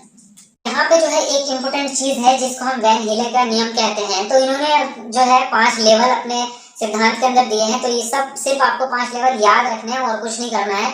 तो यहाँ पे इन्होंने लेवल 0 है, पहला लेवल जो है वो लेवल 0 है, दूसरा level first, level second, level third and level fourth. तो इसमें ये पूछता है कि आपका जो है प्रथम लेवल पे या 0 लेवल पे कौन सी चीज दी गई है। तो बस आपको इतना याद रखना होता है। अगर उसमें पूछ लिया कि लेवल फर्स्ट पे कौन सी चीज है, तो विश्लेषण है, एनालिसिस है, बस इतना याद रखना है। तो फर्स्ट नंबर पे आता है चाक्षुषीकरण, दूसरा विश्लेषण, तीसरा अनौपचारिक निगमन, चौथा है आपका औपचारिक निगमन और लास्ट में आता है आपका दृढ़ता। तो इनके नाम ही आपको याद रखने हैं सिर्फ, और कुछ नहीं। बस इसमें एक इंपॉर्टेंट चीज और बता दूं मैं, अगर आप प्राइमरी के क्लास में मतलब प्राइमरी वाला एग्जाम दे रहे हैं तो सिर्फ आपके 2 ही इंपॉर्टेंट है। एक तो होता है चाक्षुषीकरण और दूसरा विश्लेषण। इसके ऊपर बच्चा जाता ही नहीं है कक्षा 5 तक, है ना। तो कक्षा 5 तक का अगर आप पेपर दे रहे हैं प्राइमरी का, तो मोस्टली आपको जो है अगर कुछ भी समझ नहीं आ रहा है तो इन दोनों में से एक ऑप्शन आपका राइट होगा, इतना आपको याद रखना पड़ेगा। ठीक है, चलिए इसका स्क्रीनशॉट ले लीजिए आप।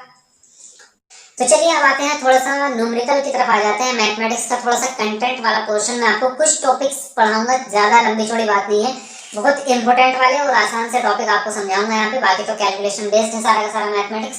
और उसके अलावा आपके जो है क्वेश्चंस जो सॉल्व कराएंगे उसके लिए एक अलग मैराथन क्लास आएगी आपकी मैथ की। उसमें आपको सारा कंटेंट न्यूमेरिकल के सारे क्वेश्चंस मैं आपको सॉल्व करा दूंगा जिस टाइप के आपके आते हैं। यहाँ पे मैं आपको कॉन्सेप्ट मतलब टॉपिक समझा रहा हूँ। ठीक है, जैसे कि ये आपका संख्या पत्ती होगी, उसके बाद स्थानीय मान, वास्तविक मान हो गया, वगैरह वगैरह। तो मैं कुछ आपको इंपोर्टेंट वाले बता देता हूँ। देखिए यहाँ पे अगर हम बात करें तो प्राकृतिक संख्याएं कौन सी होती हैं, पूर्ण संख्याएं, सम, विषम, भाज्य, वाज्य, इसको समझते हैं शॉर्टकट में। प्राकृतिक संख्याएं वो होती हैं जहां से हमारी गिनती शुरू होती है। किसी भी चीज को गिनने के लिए जो चीज हम यूज करते हैं जो गिनती हम यूज करते हैं उसको प्राकृतिक संख्याएं कहते हैं। तो गिनना जो हम स्टार्ट करते हैं वो 1 से करते हैं, तो इसलिए 1 से जो हमारी गिनती स्टार्ट होगी अनंत तक वो हमारी प्राकृतिक संख्याएं हैं, 1 2 3 4 5 वगैरह वगैरह। पूर्ण संख्याओं में क्या होता है कि जितनी प्राकृतिक संख्याएं हैं उनमें बस 0 को ऐड कर दो, मतलब ये 0 से स्टार्ट होंगी। जो आपकी प्राकृतिक संख्याएं वो 1 से स्टार्ट हो रही हैं और पूर्ण संख्याएं 0 से, बस इतना ही डिफरेंस है। सम संख्याएं वो होती है जो 2 से पूर्णतः विभाजित हो जाए। क्या बोला? 2 से पूर्णतः विभाजित हो जाए। 2 से विभाजित नहीं बल्कि पूर्णतः, क्योंकि 2 से तो आपका यहाँ पे 11 भी विभाजित हो जाएगा, आपका 5.5 आ जाएगा आपका, तो 2 से तो ये भी विभाजित हो गया आपका, लेकिन वो क्या आया है? पॉइंट में आंसर आया, तो वो पूरा विभाजित नहीं हुआ आपका। हमें पूर्ण विभाजित चाहिए, जैसे कि आपका 10 है तो 2 पंजे 10, आपका 5 आएगा, यानी कि पूर्ण विभाजित हुआ है। तो पूर्णतः विभाजित हो जाए तो वो आपकी सम संख्या है, 2 4 6 8 10 12 वगैरह वगैरह। विषम संख्याएं वो होगी जो 2 से विभाजित नहीं हो रही है, जैसे कि 1 3 5 7 9 वगैरह। अब बात करें भाज्य संख्याओं की और अभाज्य संख्याओं की, तो भाज्य संख्याएं वो होती हैं जिसके 3 गुणनखंड होते हैं। 3 गुणनखंड होते हैं इसके, ठीक है, 3 गुणनखंड। और आपकी अभाज्य संख्याएं वो होती है जिनके 2 गुणनखंड होते हैं, मिनिमम 2 गुणनखंड होंगे। एक जिसका गुणनखंड होगा वो न तो भाज्य होगी न भाज्य होगी। तो अगर हम बात करें यहाँ पे 1 की, तो 1 के गुणनखंड कितने हैं? 1 का बस एक ही गुणनखंड है खुद, उसके अलावा कोई नहीं है। तो 1 जो है ना भाज्य होती है और ना भाज्य होती है। ये भी आपका मोस्ट इंपोर्टेंट प्रश्न बनता है कि ऐसी कौन सी संख्या है जो ना तो भाज्य है और ना ही अभाज्य है, तो वो है 1। और 2 क्या है? 2 आपका, 2 का एक तो गुणनखंड हो गया आपका 2 और 1 हो गया अपने आप में वो, एक तो 1 हो गया, 1 से कट जाएगी, और एक वो अपने आप से खुद से हो गया, तो इसके 2 गुणनखंड हो गए, इसका मतलब ये आपकी अभाज्य है। अब 3 है तो 3 का भी एक तो वो खुद हो जाएगा और एक से विभाजित हो जाएगा, तो इसके भी 2 गुणनखंड हो रहे हैं। लेकिन अगर हम 4 की बात करें तो 4 के कितने गुणनखंड होंगे? एक तो 1 से विभाजित होगा, 1 से विभाजित होगा, उसके अलावा ये 2 से भी विभाजित होगा, उसके अलावा 4 से तो हो ही जाएगा खुद से, तो इसके कितने गुणनखंड हो गए? 3 गुणनखंड। तो जिनके 3 गुणनखंड हो जाएंगे वो आपकी भाज्य है और जिनके 2 गुणनखंड रह जाएंगे वो आपकी अभाज्य है। बस इतना याद रखना, ठीक है। चलिए इसका स्क्रीनशॉट ले लीजिए, आगे बढ़ते हैं। चलिए तो अब बात करते हैं यहाँ पे हम स्थानीय मान की और वास्तविक मान की, ठीक है। वास्तविक मान को आपका जाति मान भी बोलते हैं, ठीक है, और अंकित मान भी बोलते हैं। तो ये भी आप 2 वर्ड याद रखेंगे, कभी कभी वो बदल के पूछ सकता है। तो देखिए वास्तविक मान क्या है? जैसे कि कोई संख्या है, जैसे मैंने यहाँ पे एक संख्या लिखी है 5 7 8 3 9 0, इसमें जो अंक होते हैं तो उसका अंक का जो खुद का मान होता है वही आपका वास्तविक मान होगा। अगर मैं इसमें बात करूं कि 7 का वास्तविक मान क्या होगा, तो 7 का वास्तविक मान 7 ही होगा। अगर मैं बात करूं 8 का वास्तविक मान क्या होगा, तो 8 का वास्तविक मान 8 ही होगा। लेकिन स्थानीय मान क्या होता है? स्थानीय मान उस संख्या की, वो उस अंक की, उस संख्या में जो श्रेणी है या स्थान है उसको गिना जाता है। जैसे कि अगर मैं बात करूं 8 के स्थानीय मान की, तो इधर से गिना जाएगा इकाई दहाई सैकड़ा हजार, तो इसका स्थानीय मान जो है वो आपका 8000 आएगा। क्या आएगा? 8000 आएगा। अब इसको स्थानीय मान निकालने की सिंपल सी ट्रिक क्या है, वो ये है कि भाई आपको ये गिनना नहीं है इकाई दहाई सैकड़ा हजार 10,000 वगैरह वगैरह, क्योंकि अगर मान लीजिए आपको बहुत बड़ी संख्या दे दी तो आप कंफ्यूज हो जाएंगे। सिंपल सा तरीका ये है कि अगर मैं इसमें ये कहूँ इस संख्या में कि मुझे जो है 7 का स्थानीय मान निकालना है, तो बस डायरेक्टली नीचे 7 लिखो और उसके बाद में जितने अंक बच रहे हैं उतने 0 लगा दो। 1 2 3 4, 1 2 3 4, लो जी, ये निकल के आ गया आपका 7 का स्थानीय मान। अगर मैं 5 की बात करूं, 5 का स्थानीय मान निकालना है तो 5 लिखो और उसके बाद में जितने अंक हैं उतने 0 लगा दो। 1 2 3 4 5, तो 1 2 3 4 5, लो ये निकल के आ गया आपका 5 का स्थानीय मान। अब प्रश्न सिंपल सा बनेगा, मान लीजिए संख्या दी है, अब इसमें उसने बोल दिया कि 5 के स्थानीय मान और 3 के स्थानीय मान का जोड़ कितना होगा या योग कितना होगा। तो 5 का स्थानीय मान मेरे पास ये आया, 3 का स्थानीय मान क्या होगा, 3 लिखा, उसके बाद में 2 अंक है 1 2 0 लगा दिए, दोनों को जोड़ दो, 5 1 2 3 4 5 और यहाँ पे 300, दोनों को जोड़ देंगे, क्या आ जाएगा हमारे पास 500 300, ये मेरा आंसर निकल के आ गया। तो सिंपल सी बात है, इसमें कोई बड़ी चीज नहीं होती है ना। तो इस तरह से आप जो है इन दोनों को निकाल सकते हैं। ओके, चलिए इसका स्क्रीनशॉट आप लेना चाहें ले सकते हैं, फिर आगे बढ़ते हैं। और जो लोग नए हैं भाई, तो चैनल को सब्सक्राइब जरूर कर लो फटाफट से और बेल आइकन को प्रेस कर लो। और ये कैसी लगी वीडियो कमेंट करके जरूर बताना, आपको मजा आया है नहीं आया है। मैं कहता हूँ इतिहास में आज तक सीटेट के इतिहास में नंबर 1 वीडियो है, ऐसी वीडियो आज तक आपने नहीं देखी होगी। तो कमेंट करके अपनी राय जरूर देखना, या इसमें कोई आपको और चीजें चाहिए तो वो भी बताना, हम अगले वीडियोस में जरूर देंगे उन चीजों को। वीडियो को लाइक करो और शेयर ज्यादा से ज्यादा करो, शेयर इतना करो कि सीटेट के हर बंदे के पास जो है ये वीडियो पहुंचनी चाहिए, ताकि सब लोग जो है इसका फायदा उठा सकें। बहुत मेहनत लगी है यार इस वीडियो को तैयार करने में, मतलब दिन रात तक की मेहनत है। अभी भी मेरी आंखों में आप देख सकते हैं नींद झलक रही है, क्योंकि सो नहीं पाया हूं मैं, बहुत मेहनत करनी पड़ रही है। तो आप जो है इस वीडियो को ज्यादा से ज्यादा शेयर करें, ताकि ज्यादा लोग इससे बेनिफिट उठा सकें। ठीक है, चलिए मिलते रहेंगे आपको नेक्स्ट वीडियोस में, तब तक के लिए बाय बाय।